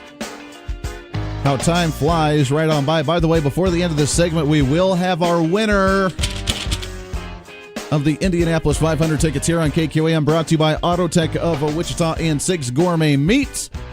We'll draw that one here in just a little bit. We have 5 entries that were last week, and we'll give one away today. 316-721-8255, 316-721-TALK. It is open lines to you for the last little bit of the show. Let's go to them. Line number 1. Good morning. What's your name? Hey, my name is Dan. Dan, good morning, sir. How are you? Good, good. A couple of quick things. Sure. In regard to school shooting, you know, everybody's got an opinion on it, but I firmly believe that a lot of folks are looking at it backwards. They're looking at the exterior and things like that. I believe you have to start at worst case scenario. There's an active shooter already in the building. What do you do? How do you protect the kids? And then work your way out and gun-free zones and whatever else you want to do. That's a great point. I mean, if you look, I mean, on a daily basis, on a normal basis, when you walk through a store, when you're sitting in a restaurant, when you're sitting on the couch at home at night watching TV, do you always have in the back of your mind, if something happens right now, how would I respond? If you're in a, let's say you're walking in the line of a fast food joint and you're sitting there and you're looking around and people look sketchy no matter what they're doing, maybe they have a look in their eye, maybe something. I mean, you always, or you should at least have some type of plan on how to respond if something goes crazy, right? That's usually Exactly. how we're supposed to be. Exactly. And for some reason, when it comes to schools, everything is very different, you know, and everybody makes a lot of comments, you know, you don't want your school to feel like a prison. Well, you know what? If it keeps the children safe, why is that not an option? That's true. Protect your kids. I mean, it's one of the most basic things as an adult and as a parent is you protect your children no matter what. That's the natural response we have. Yeah, exactly. Except for in this case, and I don't know why that is, but start at worst case scenario, figure that out as best you can, work out from there. And then lastly, I'm a real estate agent, so I conceal carry all the time because I'm around a lot of people I don't know in buildings I don't know and things like that. Sure. Somebody could be behind me. I don't know. And so I feel that it's my job, not somebody else's job, to protect me. And every officer that I've ever spoken to says, we can't get here that fast. Absolutely. Protect yourself however you can, as best you can, until we can get there. Sure. I mean, what are you going to do if you're showing a home and someone's in the home because they were using it as maybe a drug home or something, or someone was living in it when they weren't supposed to, or someone met with you to look at the house with bad intentions? What are you going to do? You're going to blame the homeowner and saying, well, you didn't have a gun, a gun-free sticker right on the door when we walked in to show it, so it's your fault. And what are you going to do? Try and blame them? Yeah, and what are they going to do? Hire armed security to have an open house? It doesn't make any sense. Yeah, unbelievable. It's absolutely unbelievable. Dan, great points. I greatly appreciate it very much. So you're absolutely right. Think in the worst case scenario. I know that Mark Walters with Armed American Radio, they have a sponsor that's on their show with the USCCA, U.S. Concealed Carry, and they do the insurance for it. And they always come out with these guides, and I've subscribed to it myself. I filled in for the show a few times, and I've subscribed to it myself because it's the guides to help you remind. Sometimes you already know, but sometimes you need that reminder of what you need to do to protect yourself. When you walk into a store, what should you look for? Where should you sit? How should you respond? You're right. I mean, we should always plan. It's not the doomsday prepper.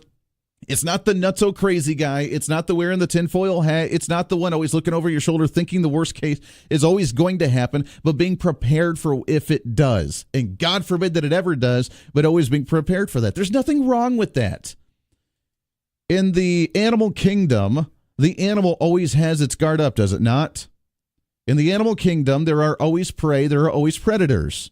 And as the predators try and find them, they always have their guards up. They always use their tools that God gave them to be able to protect themselves from predators while they're on the prey trying to hunt something else, while that something else always has its guard up trying to protect from that.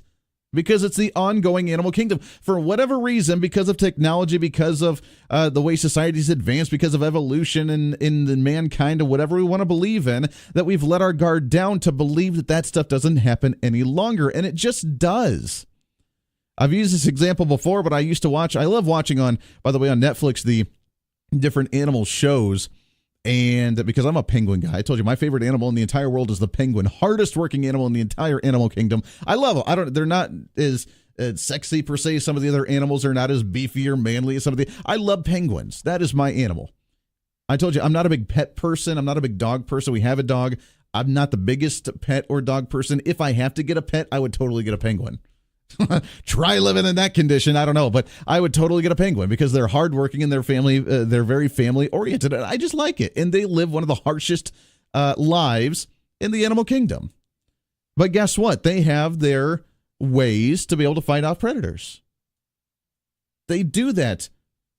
Mankind, for whatever reason, has lost its ability or understanding to some degree of the fact that there are still predators out there. Just because we have a safe home, just because we have a government that tries to take care of us, just because you have a job, and just because you go through the daily grind does not mean that you do not have threats. You are not immune to a storm that rolls through Kansas or a tornado. You are not immune to someone not wanting to take what you have because maybe you've worked really hard and succeeded in life. You are not immune to someone trying to come after your family. You are not immune to a random car accident because someone else may have been under some kind of substance when they were driving and they ended up hitting you or your family. You are not immune to it. We get comfortable with our life and we never become, sometimes we forget of the alertness that we need to have. That when you go into a public venue, you sit with your back against the wall to have an entire view of the entire room. So that way, if anything does happen, you respond. You look where the exits always are. People don't do that anymore. They forget about that stuff, and that's usually the most basic common sense instinct that mankind should have, but we don't anymore. And it's really sad. So Dan's absolutely right. We need to assume that there will always be a mass shooter in all the schools, and we respond that way. So when that happens, if it happens, God forbid it ever does, then we already have a plan in motion to do that. And what is the response? Bigger stickers, maybe another security guard, maybe a security guard, maybe actually arming the security guard, or we actually allow people to choose to carry a firearm when they want to protect themselves. Look, my school after the shooting, they turned it into what looked like a prison. It was open. It's a small school. We had a total of like 400 students in the entire high school. After our shooting, they put up a big fence around the entire school. They put in a gate to where the high school students couldn't even barely drive in. They had someone checking people in at the front door of the school. It turned in from a small tiny little community with 400 students in the entire high school. It turned into that with the family-oriented, very friendly, very easygoing thing to a very tightened-up type of school, and it was sad to watch. And it could have been averted like that if we actually had chosen to address it in a different way, but we didn't. We didn't. 316-721-8255. It's time for us to get our guard back up a little bit. I'm not saying be paranoid and look around your corner and try and be like the crazy guy that just doesn't trust anybody, but at the same time, have a little bit of a wall up. Have a little bit of security up. Have a little bit of your guard up and just be prepared for no matter whatever may happen, because you are not immune to anything. As much as we like to think so and we get comfortable and we just let our guard down, we cannot do that. 316-721-8255. Let's go to the phones. Line number 2. Good morning. What's your name? My name is Eddie. Good morning, Eddie. How are you today? Well, how are you going to defend a school when the people that you are defending are they're the perpetrators? You can put up all the fences and all of this and all of that you want. It's a great point. This is what you would call an inside job. It's not an outside force coming in. It's an inside job. It's a student that's already expected to be there. Yeah. Yes. And this individual dressed the same way every day. There's nothing unusual about his dress when he walked in, except he kind of dressed a little bit weird because it was kind of warm. But this was an inside job. So and he just whipped out a gun and a shotgun in a matter of seconds, shot all those people. Mm-hmm. He shot those people, but I don't care who you are, you're not going to have, you can put 10 security guards in there, and they're not going to be able to respond fast enough. Know where the shooter is and what he's going to be planning on doing at that time. I mean, you're right. No matter how many guards you have in there, the only way to start working on fixing this, because you mentioned, you're right, it's an inside job. How do you stop a student that's already supposed to be there where no one's going to anticipate him pulling a gun out in classroom because he's upset, because he's distraught, because of whatever?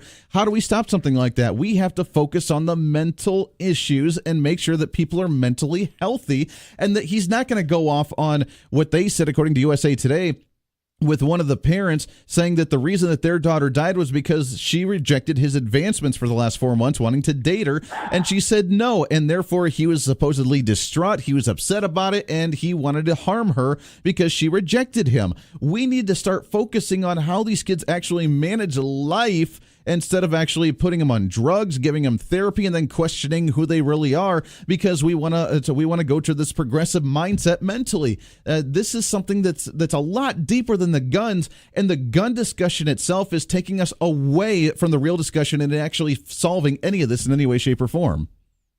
How could a 17-year-old boy even believe it was all right to kill innocent fellow students? It's insane. You know, the church that I go to, I'm not going to even say what church I go to, but I know for a fact, absolute fact, they have 6, not 1, but 6 armed police, regular police officers that are in plain clothes, guarding.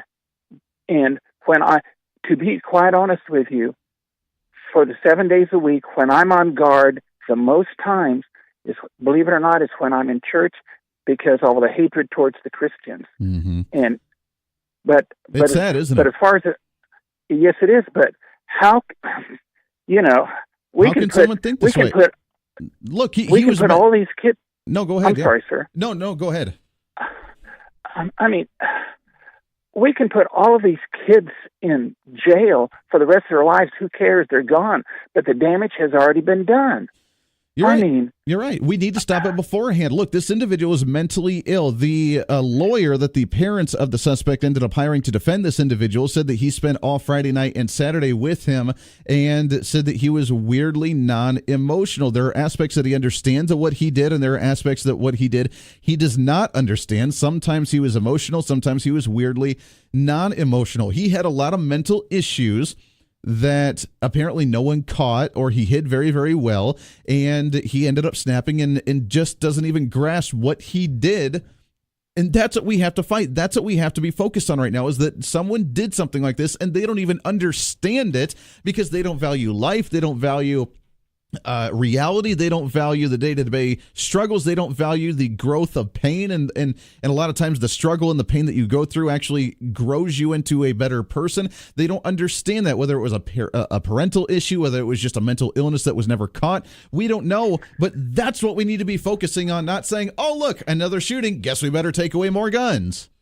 I know. Hey, just a question. Are you going to be live next Monday? I will not be live next Monday. No, next Monday will be a best of. Okay, so your Memorial Day service is going to be Friday then. Correct. Yes, we will do the memorial service on Friday for the show here and do our tribute as we like to do. That will be on Friday, and then yes, we will have a recorded show on Monday.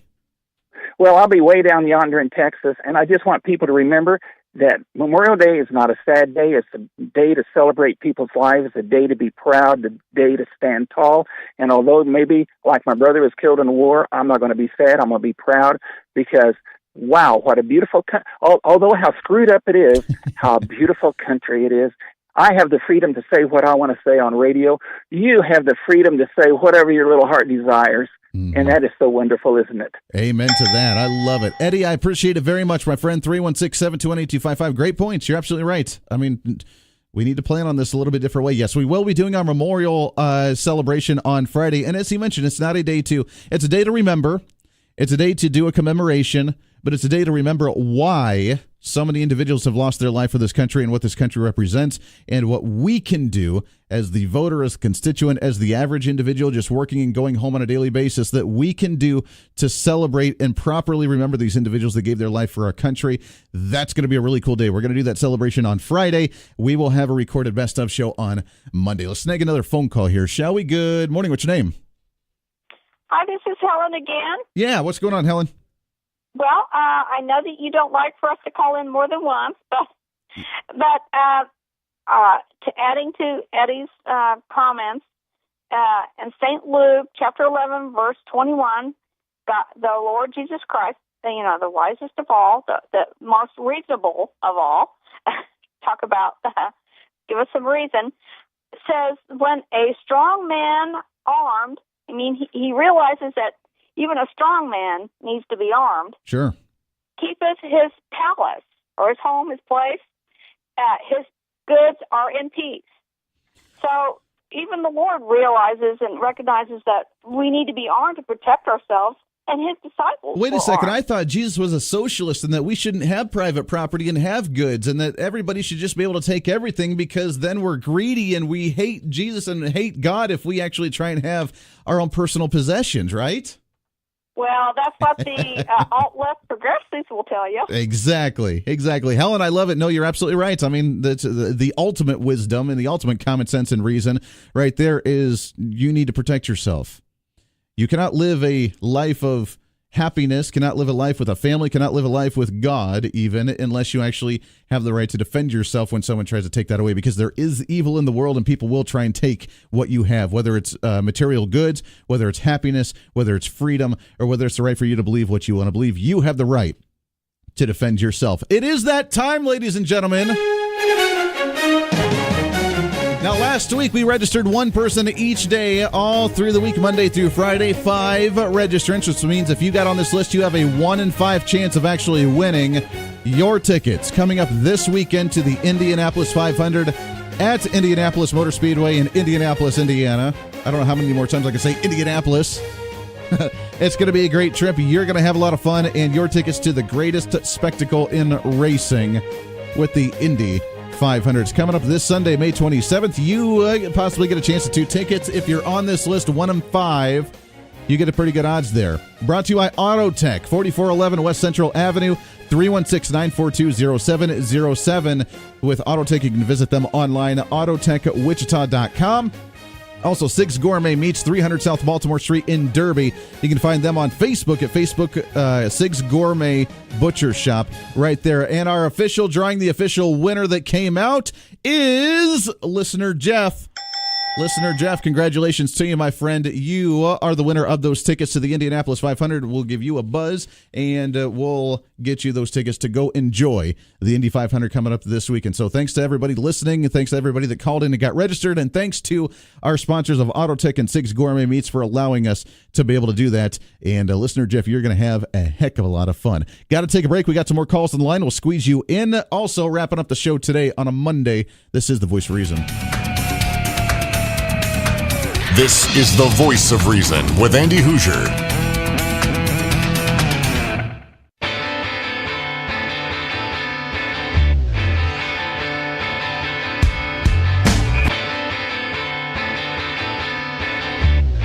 Welcome back into The Voice of Reason. About a minute and a half left as we wrap up the show today on a Monday. Can you believe it? A Monday already? It's freaking crazy. I got to ask, shifting gears a little bit away from the guns, as, you know, the discussion on gun control, gun freedom. You're right. We're never going to solve it with just a gun control advocacy, but shifting away from that a little bit. We talked last week about the sports gambling in Kansas. Got to get one of the sports guys in here, Scott Stiles. Good morning, sir. Hello, how are you? Did you give away the Indy 500 tickets? I did. Good. I gave them away. We just did that, and I think our listeners are going to be very excited about that one. We got about a minute here, but I do want to ask, last week was the big issue, of course, with sports gambling. Now that it's going to be back to the states to decide what they're going to do with gambling. From your guys' perspective, from the sports side on KGSO, what's been the response from a lot of the listeners? Excited about it? Excited about the opportunity not to take it away from Vegas and maybe provide more revenue for a state, maybe schools, everything else as well. Sure. But also, this is going to propel more money into the professional sports as well. Each team, maybe the state they live in, might be able to have a little more money to get better players and that sort of thing. That can help the actual teams themselves, too. Absolutely, yes. So the NFL, the NBA, the NHL, even NASCAR is looking at maybe diving into this, having pari-mutuel betting at NASCAR races. Very interesting. That states that legalize this. They're talking about contract extensions to players now that are more affordable now to get bigger contracts for Aaron Rodgers, that sort of thing. So it's a good deal. Very cool. I love it. Scott Stiles, always good, my friend. Yeah, good to see you, Andy. There we go. Wrapping up the show today. This is The Voice of Reason. Enjoy your Monday.